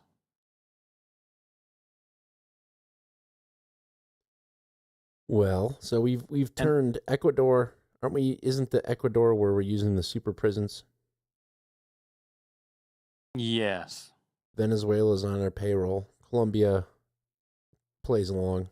I think Peru we're friendly with. Bolivia recently, I guess, has opened relations with the United States. Argentina we got in the bag with, what's his name? Crazy dude. Milei. Chainsaw Milei. I don't know much about Chilean politics, to be honest with you. I don't think there's too much there. But it looks like Brazil is next. We got to get rid of the Brazilian government, replace them with someone we like. Well, we've talked about Silva before, Da Silva, and he plays ball. You know, that's the thing. He's not a hardliner. He's a BRICS member, but he kind of straddles that membership and the line with the U.S., with the West. So he plays ball, but it would never hurt to have a U.S. ally in his backyard. Well, I mean, didn't we have Bolsonaro? Wasn't he before Da Silva? Yes. And he was described as the Trump of South America, wasn't he? Yeah. Something along those lines. Well, yeah, that's Bolivia. We just got to beat out Brazil, and then we've owned the Western Hemisphere. Except for Canada. Well, which we might get a slice of. Interesting enough, France 24. So we had talked about the Alberta separatist movement. Mm-hmm. Then a judge struck it down, claiming that they didn't have enough input from the indigenous peoples in it. And then that was challenged, and now there's a date for the vote. So as I understand it, it is going to be a vote on whether or not they should start discussing separation. So it's we're a long ways off, but I'll give the France 24 rundown here. Let's bring in Jamie Smith-Maillet, a France 24 journalist, and focusing on Canada right now, because Jamie, why has this vote been called? What's behind it? Indeed, a political storm that you were mentioning that we can see with this question of splitting away or separatism of the province of Alberta in Canada, and perhaps something we've not really heard about much internationally because we hear more often about Quebec rather than Alberta. Alberta, just a bit of background, is often dubbed as the Texas of Canada. It's an oil-rich province to the west of Canada, neighboured by British Columbia and Saskatchewan, and it stretches right up to the Northern Territories, where that question of oil is central to this move of separatism. The province has around 4 million residents, fourth most populous in the country, so being watched very closely on this upcoming referendum question. And this separatist movement has been growing. In fact, there is a petition that showed that there were 300,000 in Alberta who voted in favour of a referendum asking that question whether Alberta is to remain in Canada. And that is what triggered this decision from the Premier announcing that there would be a first level referendum. As you mentioned, they're held in October, with Alberta's voting on this question of remaining or not in Canada overall. In fact, a provincial judge also initially threw out this petition, claiming that Indigenous First Nations people had not been consulted. But Smith, the Premier in Alberta, said that it was not for the courts, it was for Albertans to decide. And quickly, on the question there of why, well, it's a question about the economy. The question of Free Alberta movement, which has been pushing for this, has been saying as well that ultimately it is for Alberta to decide how it owns and uses its own resources. So there's a big drive there behind also a province which is known for being more right-wing and conservative. Very interesting. It does sound like that Brexit conundrum in terms of being in control of our resources, our borders, all of that. So there's that rundown. So basically they're going to vote on October 19th to decide whether or not they should continue to discuss separating, which is just, typical beating around the bush. But France 24, they tie it into Brexit, I think, in this next one. How does this sit nationally, though? Because there's got to be some pushback. Indeed, it's interesting you mentioned the Brexit conundrum, and The Guardian pointed that out today, actually, that for Daniel Smith here, the Premier, there's actually maybe parallels there or an echo with indeed David Cameron. She herself has said, look, we'll hand out this referendum, perhaps to appease that separatist vote and see how things go, but also saying that I myself would vote against it. I wish to support this idea of unity across the country. So a conundrum there with sort of Brexit echoes potentially, as you mentioned there. At a federal level, this is being watched closely. It is a big challenge for Canada. In fact, the first big challenge in some 30 years. I mentioned Quebec earlier, and that's because Quebec is often mentioned in terms of a separatist movement, which has been in place for a number of years. No more so than perhaps in 1995, when a referendum in Quebec for the independence of the state was nail-bitingly close at 50.98%, saying that they did not want to leave Canada. So a question there that's then threw into question the Clarity Act, meaning that there are much more stringent measures in place today as to whether any province would ask to leave in a separatist movement, that this is much more challenging today for those such as Alberta going forward. So a number of obstacles ahead in this movement. And a final point there, I should say, is that polls have also shown that only about 30% of Albertans at the moment in time support this idea of independence. But that figure has been increasing in recent months. So we'll have to wait until October to find out where things go for now. And will this gamble in some ways of trying to appease the separatist vote work out for Daniel Smith?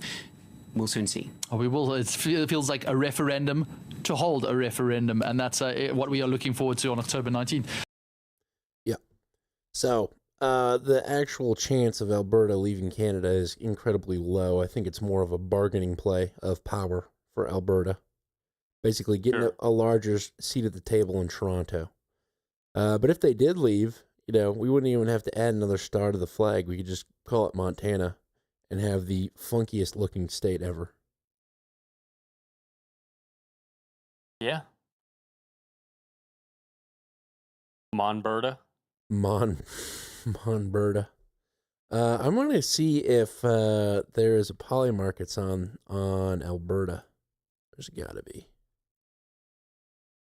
Unless Canada's got some gay law where you can't even put props up. Exactly. Will Trump try to acquire part of Alberta? That's such a poorly asked question. Will he try to acquire part of Alberta? Because, what constitutes a try? Hey, can I buy part of Alberta? Is that a yes or no? If he tries to. Right. Will Alberta vote for independence in 2026? Apparently the market opened at 50, where every market opens, and quickly dropped to 15%. So we're at 15% chance that they will vote for independence in 2026. Not be independent, but vote for it. And the icon is a half Alberta, half United States flag, which I think is a brash assumption. If I'm part of the Alberta separatist movement, do I vote for separation just to join up with America? Maybe if I really hated Canada, I would do that. But if I'm a separatist, do I want to leave Canada and join the U.S.? Is that my goal? I don't know. I think you'd rather want to go for independence. Yeah, you'd want to be Alberta, the country. Yeah. That'd just be. Yeah, I think so too. That'd just be cool for the sake of it being a new country. That's why my 15% is entirely behind Alberta. Let's do it, baby. Independent country. I'll come visit you guys with my guns that you allow me to bring into your new free country. That's right. And I will not acknowledge the land because we don't do that here in Alberta. All right, what else you got? Let's see here. I got some domestic stuff. We want to push that to the second half and have a bit of a balanced show instead of knocking it all out here on the front end. Okay, that works for me. Works for me. You want to thank some people? Yeah. Let's do that. Millennial Media. Offensive. You are riding along on The Offensive every Tuesday night at about 5:30 p.m. John and I hop on this here interwebs and kind of give you a rundown on the news, what's going on, what we think is happening, and open it up for discussion. We like to think the format is two guys at a bar talking about geopolitics that happen to have brought audio players to the bar and microphones, and there's actually no alcohol at this bar. But hey, if you're chatting along at home, you can drink or smoke and do whatever you want because this is America and you have that freedom. Unless you, of course, are listening from a foreign country, in which case you should come to America so you can have some freedom. That being said, we put the show out every week for free. We don't try to get you to buy subscriptions. We don't try to sell you liquids that'll, make you more of a man, harder, faster, longer, whatever. Instead, we put out the show, and if you get any value, we ask that you return that value in one way, shape, or one form or another. I think I just mixed up like 3 different sayings all at once there. I think so too. Yeah. So one way or another, you can donate fiat money, you can donate Bitcoin, you can send us clips, you can tell other people about the show, you can send us art. There's really nothing. In fact, somebody that did send us fiat today didn't have a note, but I'm going to call him out for something else that he did this week. So, many ways to give back value. You can go to mmo.show/donate and find out how you can give value back to us. John, both of I are young millennial fathers, just trying to feed our kids in these trying economic times. So, send us something. Send us some value back. Much appreciated. But we always like to start off by thanking the person that did the art from the previous week, and this is a wolf piece. I can tell just by looking at it. It's 2 Belgian waffles in front of the American flag and the Belgian flag, of course. I forget. Waffle battle. What was the thing behind this? Waffles. You don't remember either. Perfect. Yeah, it was something we said, and it was relevant to something in the episode. If you do a podcast for multiple hours like John and I do, there's this weird phenomenon that happens where you hop off the mic and you have little to no idea what you said. You can't even recollect what you even talked about sometimes. At least that's for me. Yeah, ditto. Right. So, it's a good piece. Liked it. It definitely captured the vibe of something, and we're appreciative of it, woof. You can send your art if you get an idea tonight to Dan@MMO.show and John@MMO.show. Doesn't just have to be Dirty Jersey or Woof or Eli the Coffee Guy. It can be anyone. You got an idea, send it in. We will at least, the very, very least, we will consider it. So thank you very much to all the artists in the struggle that is life. And I'm pulling up our fiat donations here. It was a kind of a light week, but we did get a little bump after we started the show, so that's appreciated. But I want to start off at the top of this list here with the person that contributed the most, and that is Praetor Pareka of the Peoria Diocese, a.k.a. Hempress Emily M. Mommy Hempress Emily M, having her new child a couple of months ago, I think at this point, came in through Cash App with $17.76 and says, "For lost in the new baby sauce, y'all. Y'all been to Mass yet?" Have you been to Mass yet, John? I don't really have the opportunity where I live. Well, that's okay. As long as you go to church and read your Bible. That's all she's asking for. Thank you, Empress. Glad to hear from you again. So her husband, Tommy, he works for a company that builds widgets. And it was recently visited by the governor of Illinois, Pritzker. And he sent me a photo of them all standing with Pritzker for a photo. And then apparently somebody had run it through a AI image generator that said, "Make everyone in this photo 600 pounds. And what's funny is all the guys around Pritzker are now 600 pounds, and Pritzker remains untouched. AI saw Pritzker and said, "No, he's fat enough." So I thought that was pretty funny. So that's good stuff. Yeah. What are you worried about, Pope? Exactly. It's funny. So thank you very much, Hempress, and congrats again on that new baby. Give my best to Tommy as well. Yes, congratulations. I have to give Hempress an update on our sunflowers. We have discussed sunflowers at length in the past, and the deers ravaged our sunflowers. We have sunflower stalks that are just 4 green shoots about 5 feet high with no leaves anymore. That's upsetting. What are you going to eat at baseball games now? Guess I'll just have to buy my sunflower seeds. Like a peasant. Yeah. When the last communist guy was in power, the sunflower seeds were great. Okay. Moving on. Up next comes the Nail Lord of Gaylord. Comes in through Venmo with $5 and says, N-Log here, OTO. On the offensive. And he gives us a DJ Horsegoo donation. Apparently he's a fan of the pre-show where I play some tunes. DJ Horsegoo. Right, if you get here before, if you come here around 5, I hop on the mic and start playing some tunes. People have various opinions on what I like, but I don't let it sway me too much. So thank you very much, Nail Lord. Then comes Praetor Weirdo, the Not So Flatlands, through Cash App with $3.33, and he says, OTO, to which I say, on the offensive. Thank you, sir. And Trashman came in with $2.23 with no note, but I did want to give him a special call out. He sent us some screenshots of him sharing our podcast, I think with the Canary Cry community. So Canary Cry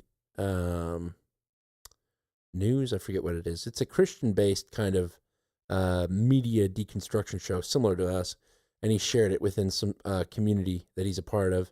And he shared some responses that people that listened to the show. This one guy says the whole episode was a good listen. The show flows in a natural and casual way while diving just often enough into focused commentary. I find these gentlemen very entertaining and relatable. Thanks for sharing the podcast. Bam. And that's the best way to share the offensive, to return value to the offensive, is to share the offensive, grow the offensive. You guys are all offensive farmers. We are expansionists here. Canary Cry News Talk is, thank you. Yes, we are expansionists. And we don't want the deer to eat the offensive. We want the offensive to grow and grow until we're all sitting in the offensive stadium spitting out offensive seeds. Wow. Yeah. That was took the sunflower analogy further than I should have. but it is appreciated. So yeah, if you find somebody, like I was wearing a Ruby Ridge t-shirt, and the neighbor's sprinkler guy was driving by, and he stopped his car and said, "Hey, I like your Ruby Ridge shirt." And I said, "Hey, if you like this, you might like this 3-hour show where we talk about anything but Ruby Ridge, but we acknowledge Randy Weaver as our patron saint." He goes, "Oh, yeah, sure." So it's a good way. So find somebody that you think will like it, share it with them, and we'll all grow together. It'll all be great. But that does it for our Fiat donators. So thank you very much. And I think we had some boosts come in. We have a couple. I'll do them. We have Bully Steed coming in with 3,333 Satoshis. And she says, remain on the offensive, #OTO, for a nuanced take on what passes for news. On the offensive. Yes, it is. The boosts are our boosts are lady coded tonight. That's just right. 2 boosts from 2 ladies. Noster Gang comes in next with 101 Satoshis and says, "Thanks." She did. I think she did the kissy lips because you called her a guy last week, and I corrected you that she's a woman. So she added her little colon in there. I'm a woman. Yes. Or she's just kissing the title, which is regular Swedish guy. Maybe. And then Eric Pepe has been streaming value tonight as we do the show. 2,431 Satoshis so far. You can boost or stream value to the show through a modern podcast app, which uses Bitcoin to allow you to provide value back to the shows you listen to. And we appreciate everyone who does that. We appreciate those that feel the calling to support the show financially. And we appreciate those of you that send your feedback and your information and your anecdotes and just really anything. Anything that you find valuable, we'll find valuable. And the premise is that we take that value and we put it back into the show. Now, we are human and we are not professionals. So, you know, we have shows that are stellar, and then we have shows that are a reach sometimes, to put it one way. But we persevere. We come back week after week. We rarely take a week off. Rarely. There are times we are, as Dan said, dads and have families and work to attend to. Do you not call them dads in the South where you're at? Because I said, as Dan said? No, just kidding.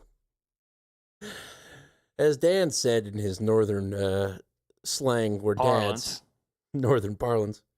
We're pawpaws.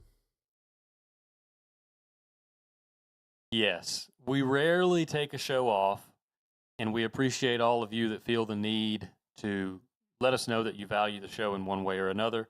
As long as we keep receiving value, we'll keep producing that value, and we don't know what we need to improve on if you don't tell us. So we welcome your feedback, and most of the time, if you send us information, even if we don't use it in the show, we do take it and integrate it into what we're discussing, and it's really helpful. It's really helpful when you send information, especially on weeks where we don't have as much time to do the digging that it requires to do a good show.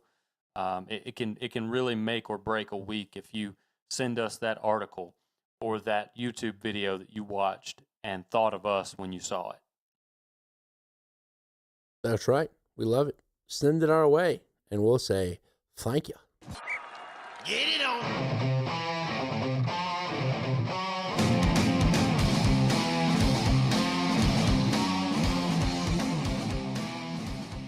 All right, we've now entered the second half of the show, which is sometimes significantly shorter than the first half, but sometimes not. Yes, sometimes not.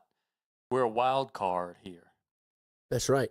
I think the thing to talk about first here is this Democratic National Convention report.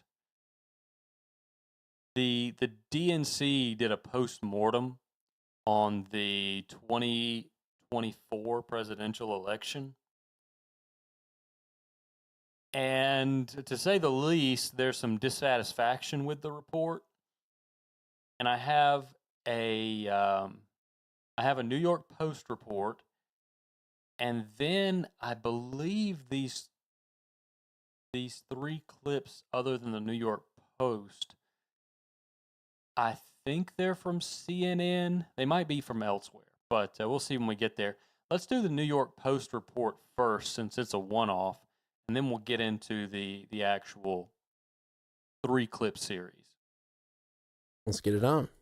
Allies of former President Joe Biden failed to give Kamala Harris needed support before her 107-day sprint to Election Day in 2024, according to an error-filled draft of the Democratic National Committee's autopsy of Donald Trump's crushing victory. The draft, obtained Thursday by CNN, also faulted Team Biden for not conducting advanced polling on the former vice president prior to Biden abandoning his re-election bid that July. The national campaign did not effectively drive Trump's negatives, and the White House did not effectively support Vice President Harris over 3.5 years to improve her standing before the candidate switch, the report read. It also argued that the administration failed to push back effectively on the narrative that she was an ineffective border czar. It was not the official title, but it was the one the media propagated and the White House failed to contradict or correct, the report added. In another striking section, the autopsy concluded, the GOP's victory in 2024 largely came down to its ability to learn more from President Barack Obama's victory in 2008 than Democrats did. The GOP's campaign was powered by data, amplified by social media, and enabled by ardent supporters at every level.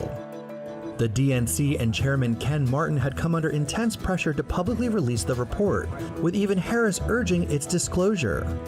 In a statement Thursday, Martin said the party opted to release the autopsy for the sake of transparency after learning that CNN planned to run an in-depth piece on it. I am not proud of this product. It does not meet my standards, and it won't meet your standards, the DNC chairman said.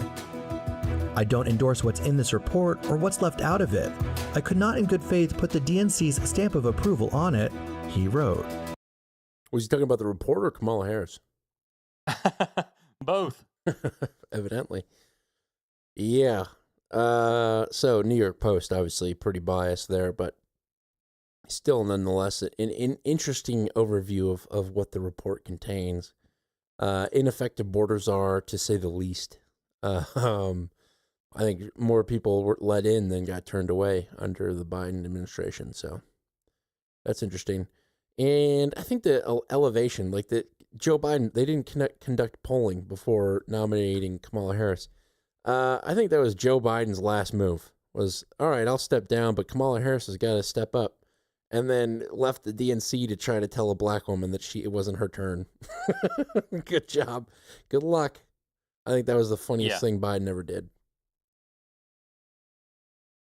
Yeah, I agree. And they act like they had a choice. They didn't. When we all know it was Kamala Harris or bust once Joe Biden got up in front of the world and face planted the way he did in the debate against Trump. Yeah, we beat Medicare. Yeah, you beat it to death. That was the best moment ever. So ridiculous. Okay, now let's go into this next report. And like I said, I think we'll be able to tell once we hear it, but this is another report. This is Report Setup, DNC.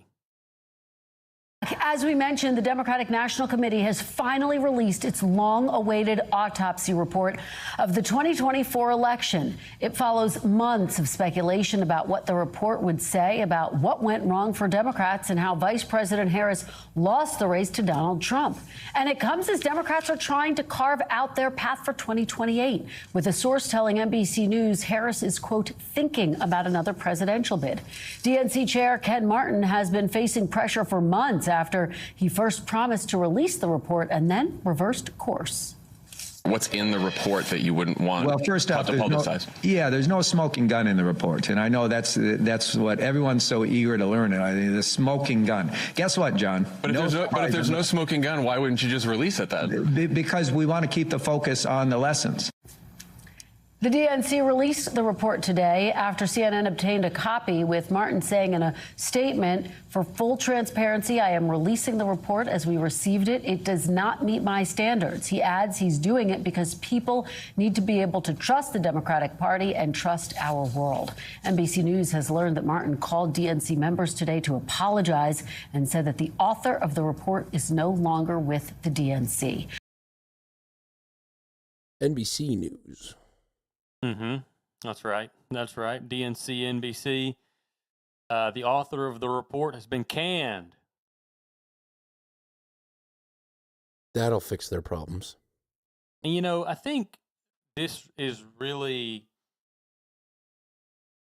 speaks to the problem that the power structure of the DNC, because you have this error-filled report.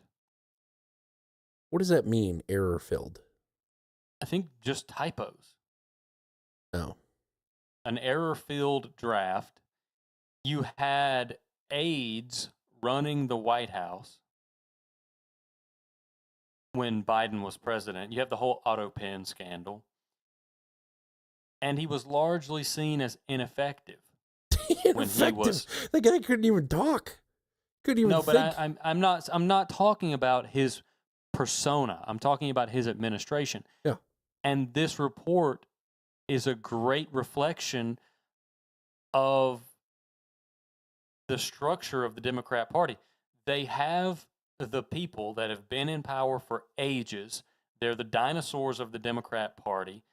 They have name recognition, and they have the talking points and the support of the media, and that's it. They don't have anyone competent that works for them, probably because they filled their ranks with diversity hires. And I hate to be Facebook boomer about it, but this just screams to me that there's no one competent that can pick up the slack whenever you have an organization with leaders that fall short.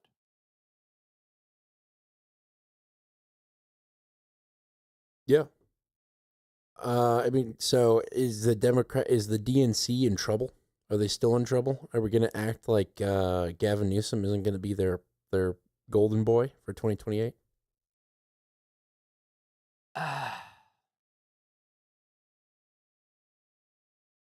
I think they are in trouble,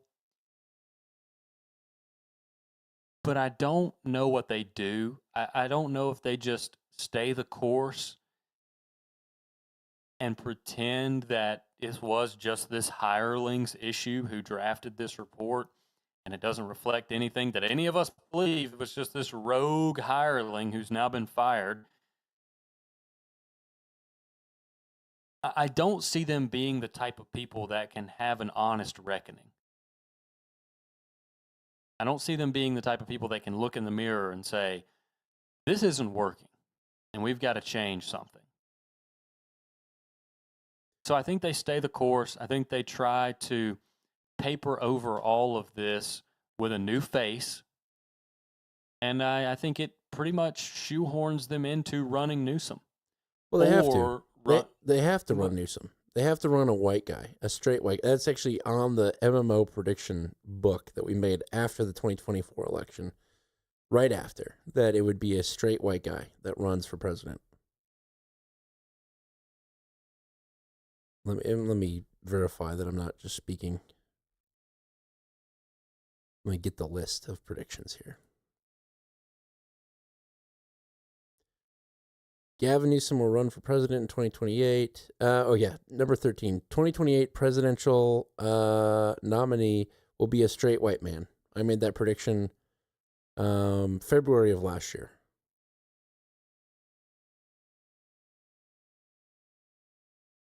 I mean, you've got Youngkin out of Virginia. He would fit the bill. Is he straight? I mean, as far as anyone running with the DNC in their name, I don't know. Glenn Youngkin. Yeah. Let me look at him.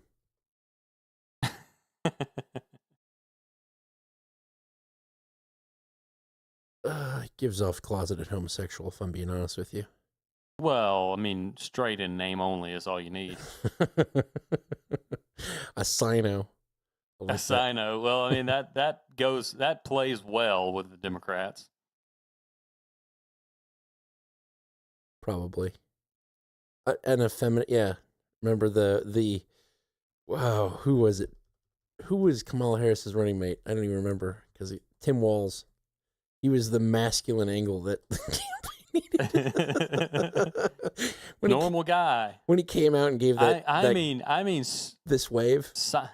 Yeah, the clappy Sino wave. plays well because of the problems they've had with Chinese spies. You think so? Yeah, Sino. Yeah, the I'm with you. prefix. Yeah. Anyway, double angle. Yeah, double angle. Okay.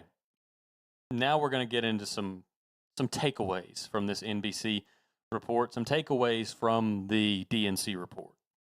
Presented by Joining NBC. me now is NBC. Sorry, presented by NBC is what you said? Yeah. Not CNN. Joining me now is NBC News senior national politics reporter Natasha Korecki. Natasha, thanks so much for joining us. I know you have been working on this day in and day out, and you've been working your sources today. What more are you learning about what led to the decision to release the report today? Why did it take so long, Natasha? he finally succumbed under pressure. When I say it's DNC Chair Ken Martin. One of the things that he said in a call, and we reported this earlier, one of the things he said in a call to some of his members today was that he could bear it. He could bear all the pressure. But what he started seeing was that potential 2028 contenders were getting asked about the autopsy, and it became bigger than him, and it became such a distraction, and it was doing exactly what he was trying to prevent from doing. So he did release it. We also reported exclusively that Governor Josh Shapiro, Pennsylvania governor, spoke with Ken Martin last week and also pressured him. We also reported previously that Kamala Harris asked him to do it. And as you have reported, Cory Booker also called on him to release this report. So he's been under enormous amount of pressure to release this report. Yeah, that is a mountain of pressure that you lay out there, Natasha. So you've been looking into this report throughout the day. What are the biggest takeaways here from your perspective? Well, there are many takeaways. One of them is they started too late with the negative advertising on Trump. They didn't land the negative ads. Were not landing the way they did, but they took too long. That was one of them. There was not enough messaging coordination between the outside PAC, Future Forward, and the actual campaign. One of the biggest things that this underscored was Kamala Harris and how the White House, they faulted the White House with Biden White House with how they had prepared Kamala Harris, which was to say they did not prepare her. And I'm going to read this part from the report. The White House did not position or prepare the vice president. Had the White House explored and evaluated ways to leverage Kamala Harris earlier in the administration, perhaps it would have improved the president's standing, and it could certainly have helped prepare her to lead the ticket. So all of those things played into this. I think they didn't hit the racism angle enough. Like, they pushed it in 2016 when he was running against a white woman hard. Oh, he's racist. But they didn't push it in 2024 with Kamala Harris, and I feel like that was their golden missed opportunity. Like I predicted. Well, maybe that's what the report says, and when they got this uproar to make it public, they couldn't be caught saying that out loud. Probably, but that's the truth. Is they didn't hit the racism angle at all, which is standard DNC. You know, did they think that 2025 was played out, or was it the belief that, you know, after Joe Biden won, they had beat racism? You know, because that was the whole spin up of BLM in 2020 was designed to cause political chaos for Donald Trump. Sorry, political footballs, if you thought otherwise. It was the only reason. Only reason. And then they dropped the ball on that in 24. It made no sense to me. And I think anyone with a political mind would see that too.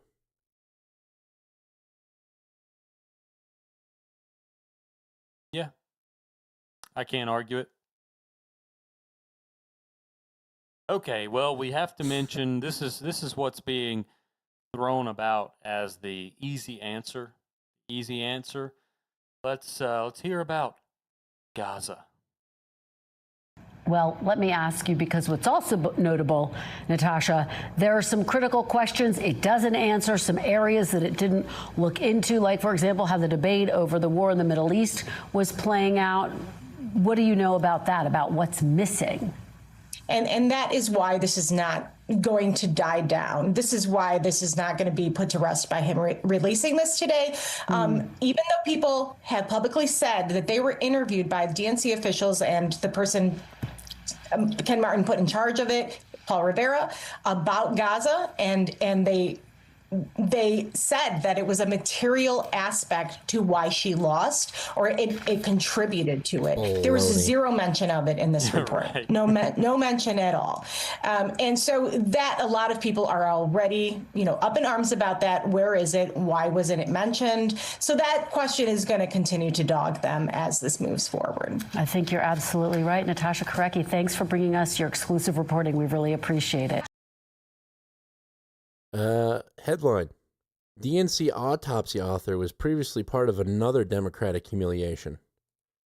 Paul Rivera previously served as a key advisor to the state Senate Democratic leader John Sampson, a Brooklyn lawmaker who led an infamous dysfunctional majority for part of 2009 and 2010, and was later convicted of federal fraud charges. Wow. They just move people around. Of course. Like the whales at SeaWorld after they kill a trainer. All right, you're going to our Albany branch now. There you go. Our Albany branch. I've never been to Albany. They might have a SeaWorld. They might not. I have no idea. Okay, I've got another, well, 2 clips. And I don't know if this story will necessarily get legs, but I wanted to bring it to the show because we did talk about the fraud when Nick Shirley went to Minneapolis and all of this stuff was going on and Project Metro Surge happened. Yep. And this is, I believe this prosecutor's name is Gagliotti, but this is a description of some recent A German guy. Well, regardless, he's going to describe some indictments that have come down. We are announcing today charges against 324 defendants for their alleged participation in healthcare fraud schemes involving approximately $14.6 billion in false claims submitted to Medicare, Medicaid, and other healthcare programs. In a takedown this large, I can't possibly describe all of the work that went into dismantling each scheme, but there are 4 key points that bear emphasizing. First, let me be clear about what these healthcare fraud schemes mean for every hardworking American family. These criminals didn't just steal someone else's money. They stole from you. Every fraudulent claim, every fake billing, every kickback scheme represents money taken directly from the pockets of American taxpayers who fund these essential programs through their hard work and sacrifice. And when criminals defraud these programs, they're not just committing theft. They're driving up our national deficit and threatening the long-term viability of healthcare for seniors, disabled Americans, and our most vulnerable citizens. This enforcement action involves the seizure of cash, as well as luxury vehicles and properties, returning real money to American taxpayers and to our government healthcare programs. Oh boy. I can't wait for my luxury vehicle check. Yeah. So I've got another little piece here, and this is about the involvement of some transnational elements. No, more communism. Second, we are seeing a disturbing trend of transnational criminal organizations engaging in increasingly sophisticated and complex criminal schemes that defraud the American healthcare system. As part of this takedown, we've identified and charged defendants operating from Russia, Eastern Europe, Pakistan, and other foreign countries. These individuals have infiltrated our healthcare system to steal American taxpayer dollars. As just one example, we dismantled a scheme involving a sophisticated operation run from Russia and Eastern Europe that strategically bought dozens of medical supply companies in the United States and submitted more than $10 billion in fraudulent healthcare claims to Medicare. To make matters worse, these perpetrators used the stolen identities of more than 1 million Americans spanning all 50 states to perpetrate this scheme and submit these false claims. But I'm pleased to report that federal agents intercepted and arrested key members of that organization at U.S. airports and the U.S.-Mexico border, cutting off their intended escape routes. The days of transnational criminal organizations using the American healthcare programs as their personal piggy bank are over. Yeah, my Uncle Bob, he received a box with some knee braces apparently a couple years ago as part of this kind of scheme, medical supply company scheme. Could have been why you received some LLC formation documents at your home. Yeah, that was just Chinese people picking an address at random and picking the wrong one. They would have picked my neighbors. They would have been like, oh, well, I don't know what this is. Must be wrong address. By the way, update on that. It was finally dissolved. I got a letter last week. Said it's finally dissolved. Yeah. Took them long enough. Yeah. Call Nick Shirley. That's right. What's going on here? Well, that's fun. Anything more domestic? I'm trying to think if I do. I have one more clip for the night. Oh, boy. Yeah. And I wanted to, this didn't hit me when we were first talking about the hantavirus. But when COVID was happening, you and I were both listening to the No Agenda show with John C. Dvorak and Adam Curry. And one of Dvorak's bits that I found highly entertaining was to refer to the health inspectors as rat poop inspectors. Sure. And I thought this was a great bit. And I think he's really been, well, I don't know exactly how I would say it. I just think it's funny that now we have the hantavirus that is spreading through rat poop. And I have this rat poop reference clip. By now, you've likely heard of hantavirus after a viral cruise ship outbreak, but Washington researchers have been trying to catch up on studying it for years now. I think because we don't have that many severe cases, it hasn't been highlighted as a priority. 2023 fieldwork done in southeastern Washington and parts of Idaho found 30% of rodents there showed signs of past infection of the sin nombre virus. 10% were actively infected. That was a little bit surprising. It was a little bit more than we expected. This species of hantavirus is mainly found in deer mice. Researchers say it can cause a deadly respiratory disease in humans, but has a key difference from other virus species. Cases or severe cases are still rare, so the individual risk for people is still rare. Unlike on the cruise ship, the sin nombre virus cannot spread between people. Researchers say human infections typically happen through rodent droppings or urine. When that gets dry and mixed with, the dust, and people are cleaning up or removing that, they might inadvertently inhale it. What's the biggest thing people should know? It is very important that people realize that if they're going into an area that has a rodent infestation, when they're cleaning up, that they protect themselves. Researchers are still trying to identify the rate at which people are being exposed locally and how often that exposure translates into disease. Rat poop. Yeah, the rat poop inspectors. Deer mouse poop. Yes, deer mice. I think that's just a word for field mice. So I think I saw a headline today on hantavirus that apparently one of the passengers or one of the crew on the ship that was in quarantine in Spain has now tested positive for hantavirus. Like just today or yesterday. So kind of playing into the fears of, do you remember COVID where they're like, oh, it'll survive on surfaces for 14 days or something outrageous like that. Right. I think that's another attempt, but yeah, I think hantavirus is pretty much a zombie at this point. Dead.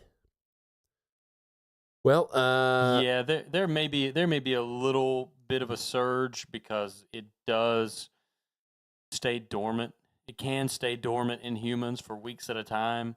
So there's a chance we see a surge in coverage in the next few weeks as some of these people get out and we find that they actually do have it. But, who knows where it goes. Did we talk about on the show that somebody tried to leave quarantine in Nebraska, I think it was, and they were denied?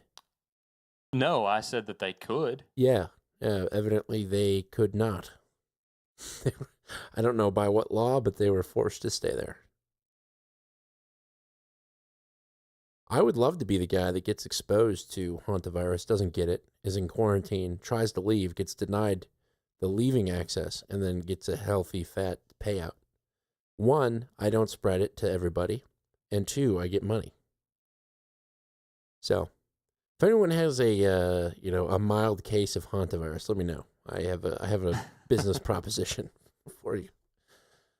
But it would be interesting to see this be taken to court.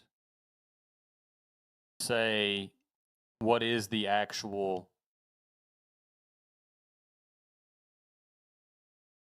case here? If, can these, greater good arguments for viruses and the spread of viruses, can they supersede civil rights? Because we have the right to move about freely. What requirements they must meet? That's the headline. Exposed to hantavirus have the option to leave quarantine. So the one in Nebraska, she tested negative, and then they said she couldn't leave.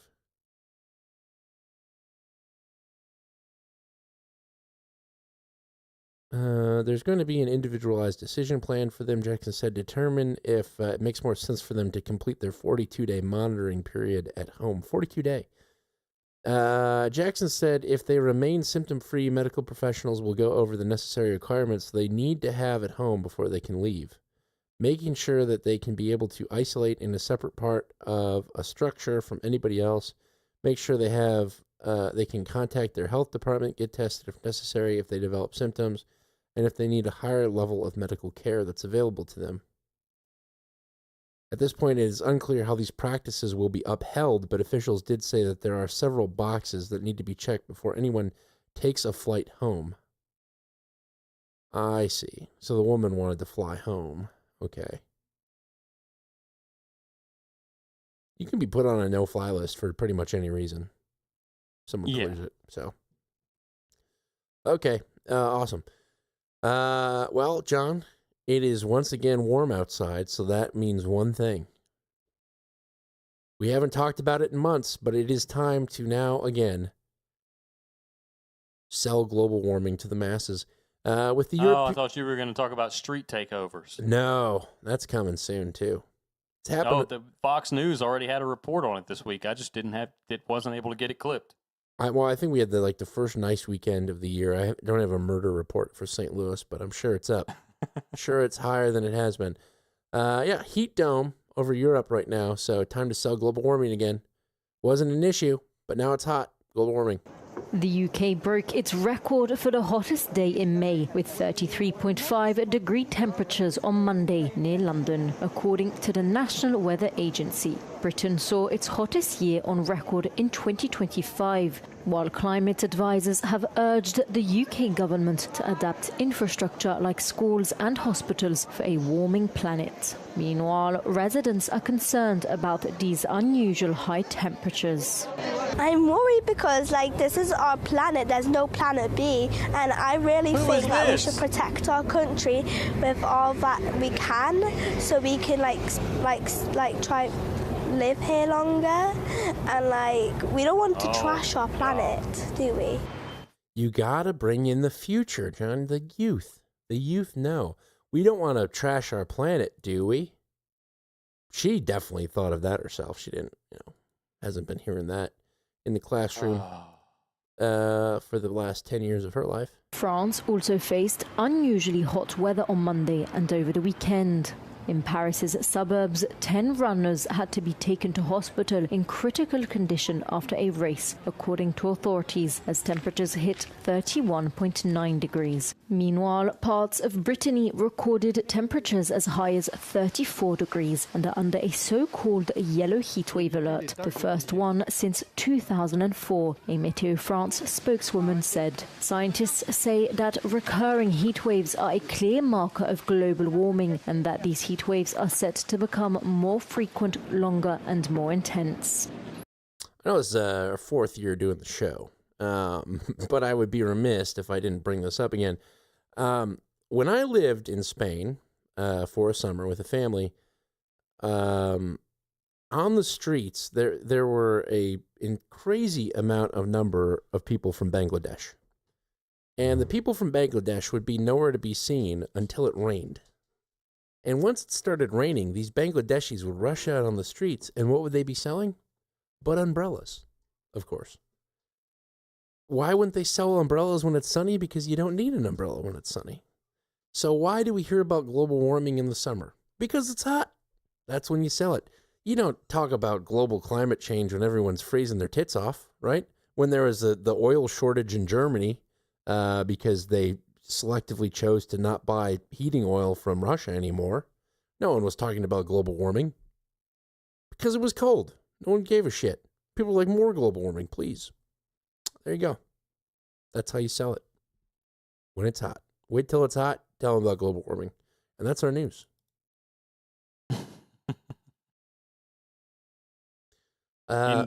Indeed. So I wanted to get that one out of the way before this last clip. And this is has to do with the Washington, D.C. shooter, the White House shooter. Yes, Jesus Christ. Jesus Christ himself was shooting at the White House. He has to have been, when you learn some key facts about this. I think gun enthusiasts will find this clip amusing. We also have breaking news out of Washington tonight where shots were reportedly fired outside the White House. Federal leaders say the Secret Service shot and killed one person and wounded a bystander after reports of gunfire at a Secret Service checkpoint outside the White House. They say a 21-year-old man pulled a revolver from a bag and fired as many as 30 shots around 6 o'clock Eastern time. CBS News crew. Wow. Yeah. Wow. Could you imagine the size a 30-cylinder revolver? Could you imagine the size of that thing? It would be, for those that might not be as gun astute, a revolver or a wheel gun, also referred to as a 6-gun, or sometimes even a 5-gun, but a 6-gun most likely, or most often, has the little wheel in the middle when you fire it. And they call it a 6-gun because usually that little wheel fits about 6 bullets. Again, sometimes 5. I have a 357 Magnum that's a 5-round revolver. So it fits 5 rounds. So the idea that somebody other than John Wayne or a cowboy out of the Wild West would be able to pull out a revolver and fire up to 30 shots before being taken out himself is insane. So I mean, even with a fast loader.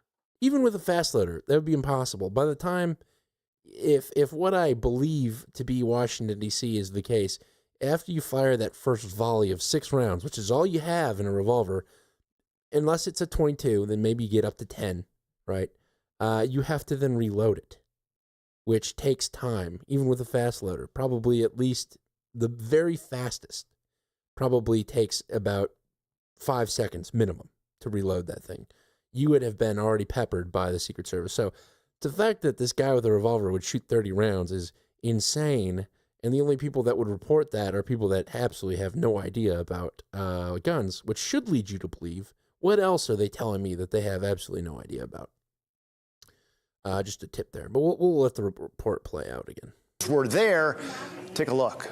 President Trump promises the prices will go down, but his grip on Republican support on Capitol Hill is weakening.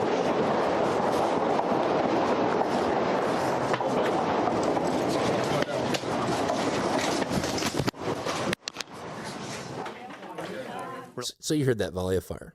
So either there's a couple of things that could be true or not true. Either it was not a revolver.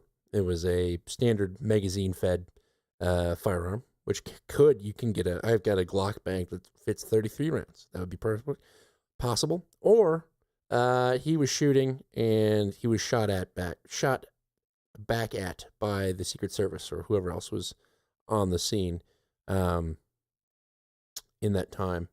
So it is interesting because you have to wonder, was it a 9mm revolver? If so, it would make sense that the shot pattern would sound pretty similar on the return volley or whatnot, but I'm leaning towards probably wasn't a revolver, but I don't know. A scary situation that reporters locked down inside the White House briefing room as agents responded. Multiple Secret Service agents opened fire, hitting the suspect who later died at the hospital.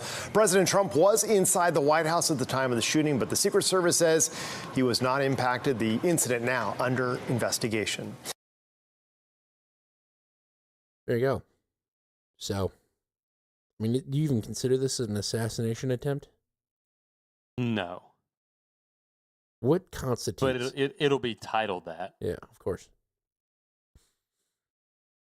I mean, no, it was an attack on Secret Service. So this guy was believed to be Jesus Christ. No, he wasn't. He believed himself to be Jesus Christ. That's what I meant. He was believed to have been Jesus, and now he's dead. Yeah, another interesting thing is like instantly everyone was saying it's a tranny, and I look up the photo. I was apparently late to the scene where all the tranny hearsay had gone away, and I just see this dread-headed black guy. I'm like, that's not a tranny, but gotta be careful with what you're thinking. But that does it for me. I'm clipped out. Let's get out of here, huh? Let's do it. Get you back to your family from out of town.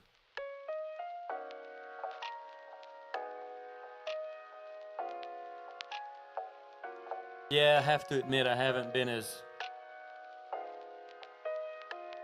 focused, as sharp tonight as I sometimes am.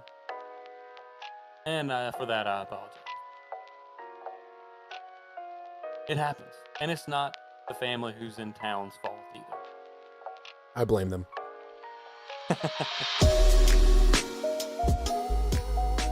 They haven't even requested my presence. I just kind of feel bad for not being there.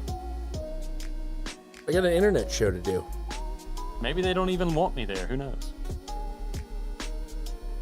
It's kind of funny when, like, we were at the thing last night, the family gathering, and Elise, like, we were talking, and she's like, you have to prepare for your podcast tonight, like, in front of the family. It's like, I don't know, part of me felt childish, like, oh, that's right, I have to prepare for my podcast. My very important podcast. But, I don't know, it's kind of funny that it's now just a part of me.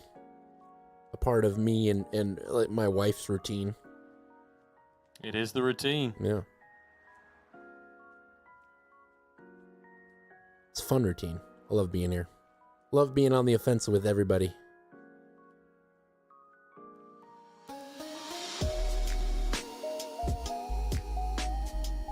Was I supposed to say me too? Me too. Hashtag me too. Hashtag me too. That was the funniest part of that movement was they used the pound sign. Pound me too. I never thought about that. Oh, it's great. It's great.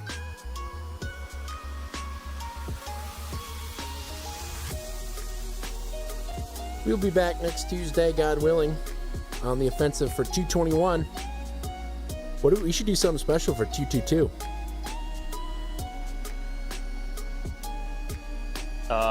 Yeah. Everyone should send us $222. That would be great. And we will thank you. We will give you a special title. But from St. Louis, Missouri, I have been Dan Gehring. And from America's South Coast, I've been John G. Dew. And we'll see you Tuesday. In case of crazed man with a 30-round revolver in house, withdraw your firearm. Don't hold it sideways and aim for center of mass and double tap. Threat eliminated. Not a threat.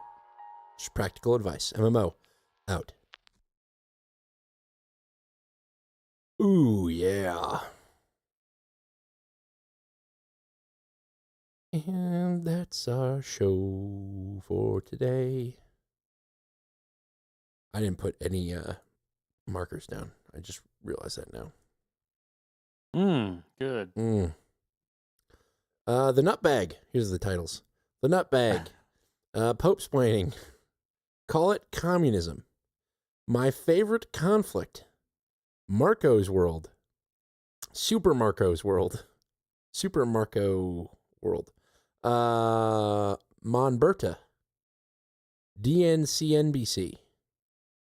I think you have to, yeah, maybe. We predicted that. Sino. Straight in name only. A mild case of hantavirus.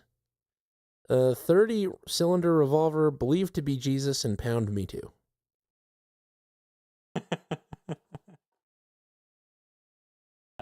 As funny as it is, I don't think we should put Pound Me Too as our title.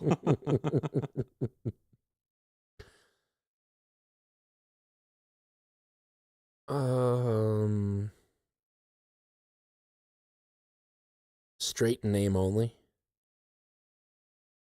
I like Pope-splaining. Pope-splaining? All right. Pope-splaining. Pope-splaining it is. Do we have any art? I don't think we got any. I don't have my email open, though. Wolf did pop in, so I bet he's working on something. Maybe.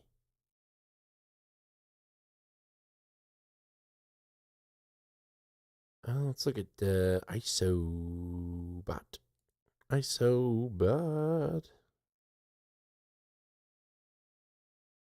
ISOBot browser.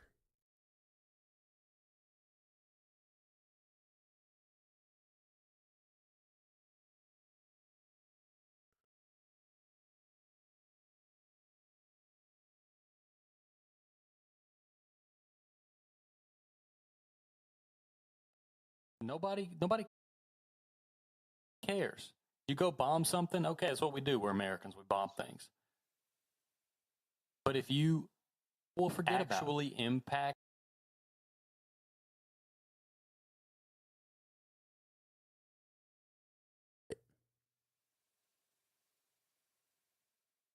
I'm not hopeful on that one.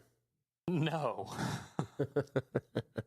I think the time where you pull the rabbit out of the hat is gone. You think there's no more? It's just Vietnam declare victory and leave. It's maybe I'm lacking in imagination, but I don't think there's any other option. Yeah. Whenever I said just applying them to the new hot thing. Yep. Yeah, I agree. Oh, people hate brown people. Well, it must be AI. People hate brown. We're Americans, we bomb things. Yeah. I forget where that even was. There it is. Nobody cares. You go bomb something, okay, that's what we do. We're Americans, we bomb things. We're Americans, we bomb things. Did we start just about on time? Because I want to get that from the actual recording. I think so. We might have been 15 minutes late or so. Yeah, probably. So that would have been at... Is this my time? Yeah, probably. About an hour in.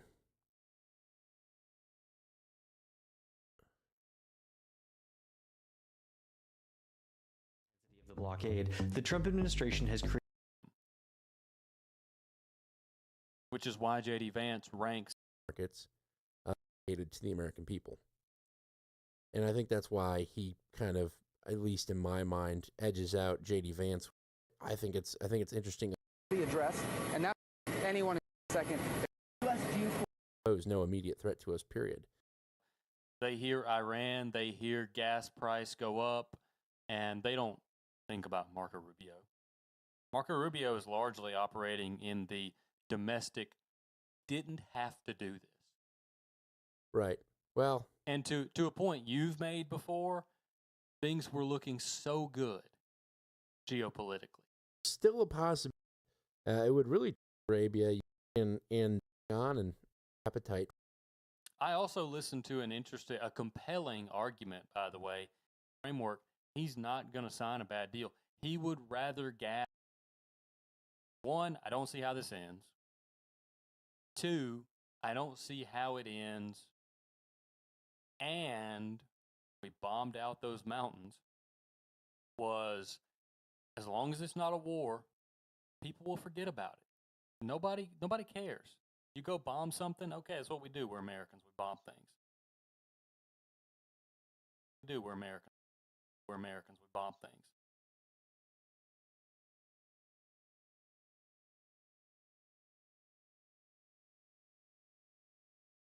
We're Americans. We bomb things. Look at that thing. What is it? Who cares? Let's bomb it. We're Americans. We bomb things.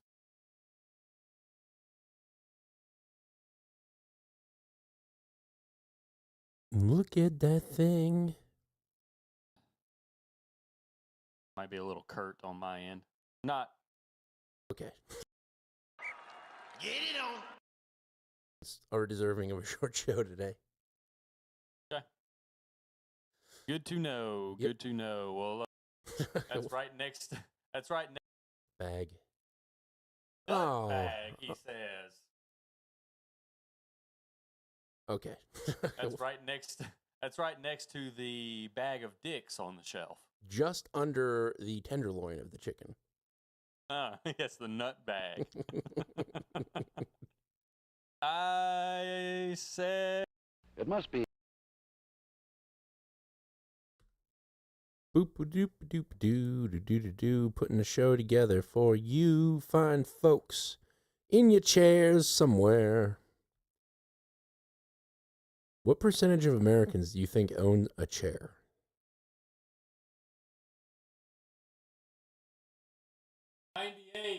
98%. Where the hell? I guess there are people that like live in tiny apartments in New York where they can't even fit a chair. We're Americans. We bomb things. It must be quite apparent by this time to any thinking individual. Bring down that audio a little bit.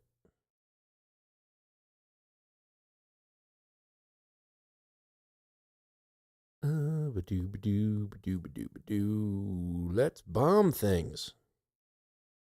See that thing? Consider it bombed. We're Americans. We bomb things, you see. Working, not excited, not exciting. Are you working on art?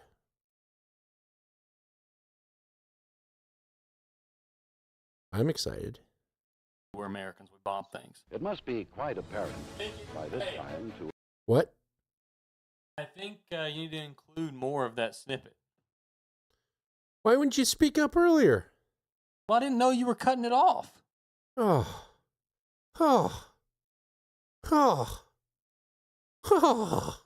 Geez, mean and myself and our two babies hanging out. This was written in November of 20 tests happened. A lot of war. People will forget about it. Nobody cares. You go bomb something, okay, that's what we do. We're Americans. We bomb things. Bomb something. You go bomb something, okay, that's what we do. We're Americans. We bomb things. That? Yeah, I think that's better. All right. It must be.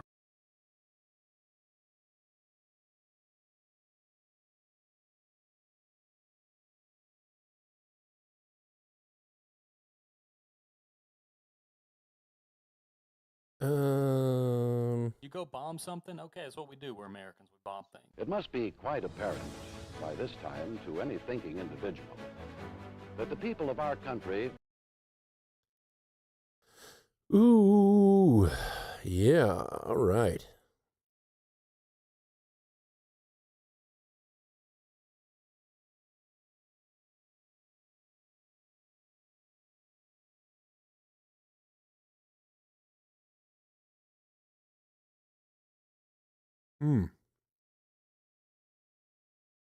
Elise made a chicken chimichurri over rice, and it's delicious.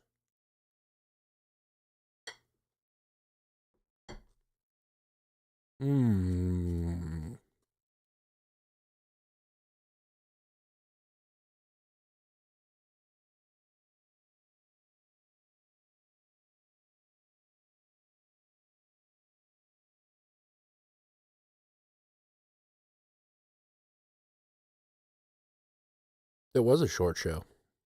Man.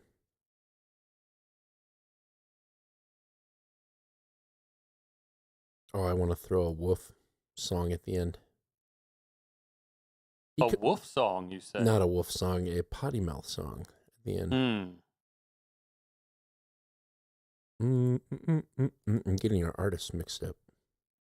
They're even in different mediums. I don't know how I'm doing it.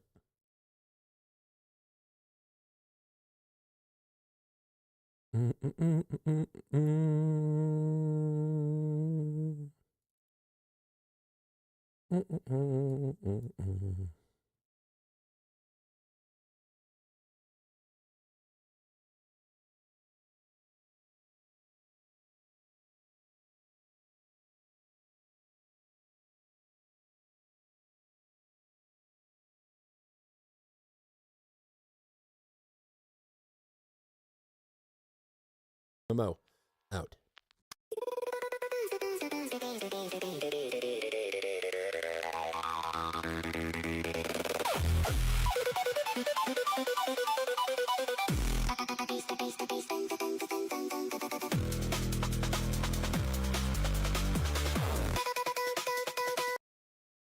I don't know what it's about, but it sounds nice.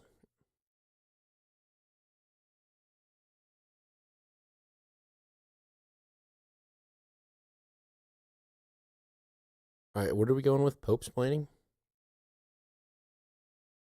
I think so. Okay.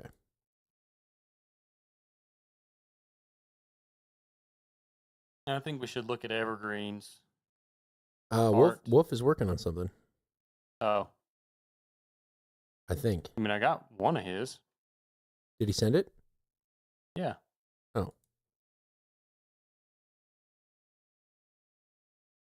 Oh, here it is.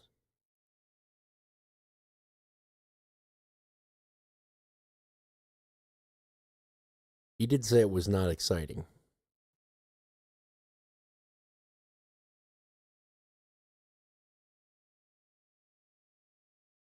I think it's kind of fine. But if you want to look at evergreens, we can. We have to wait for a week with super, super duper news out of Africa. And then we got the perfect evergreen for that.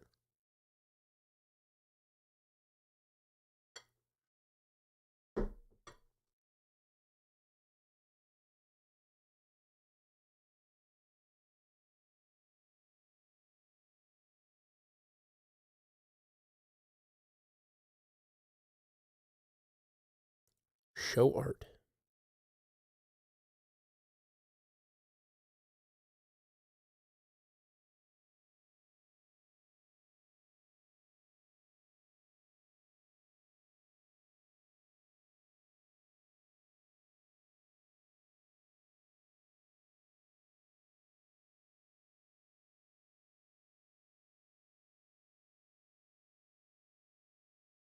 We do have this weird Bill Clinton one that says, "Let me ask you to look in at a map."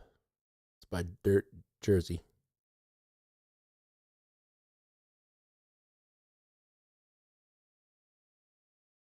It's called Look at a Map in our show art file.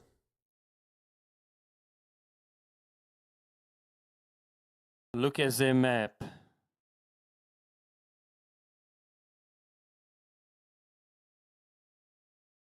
Hold on, I have to look at it. I'm working on my show notes that I had not even constructed before the show. Raw.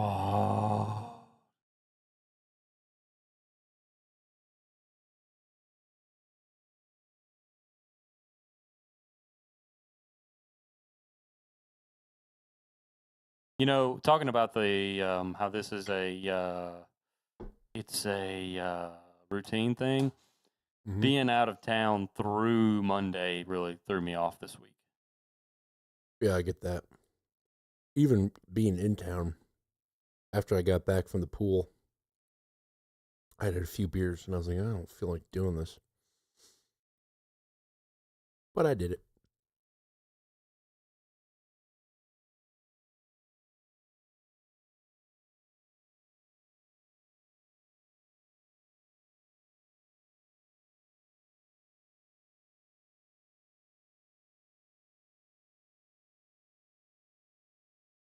Okay, there's those done.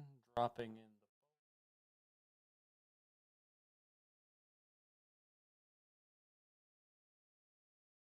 Missed the beginning of the show. Oh, no. That's all right. Thank you, Wolf. Thank you, Wolf, for your consideration.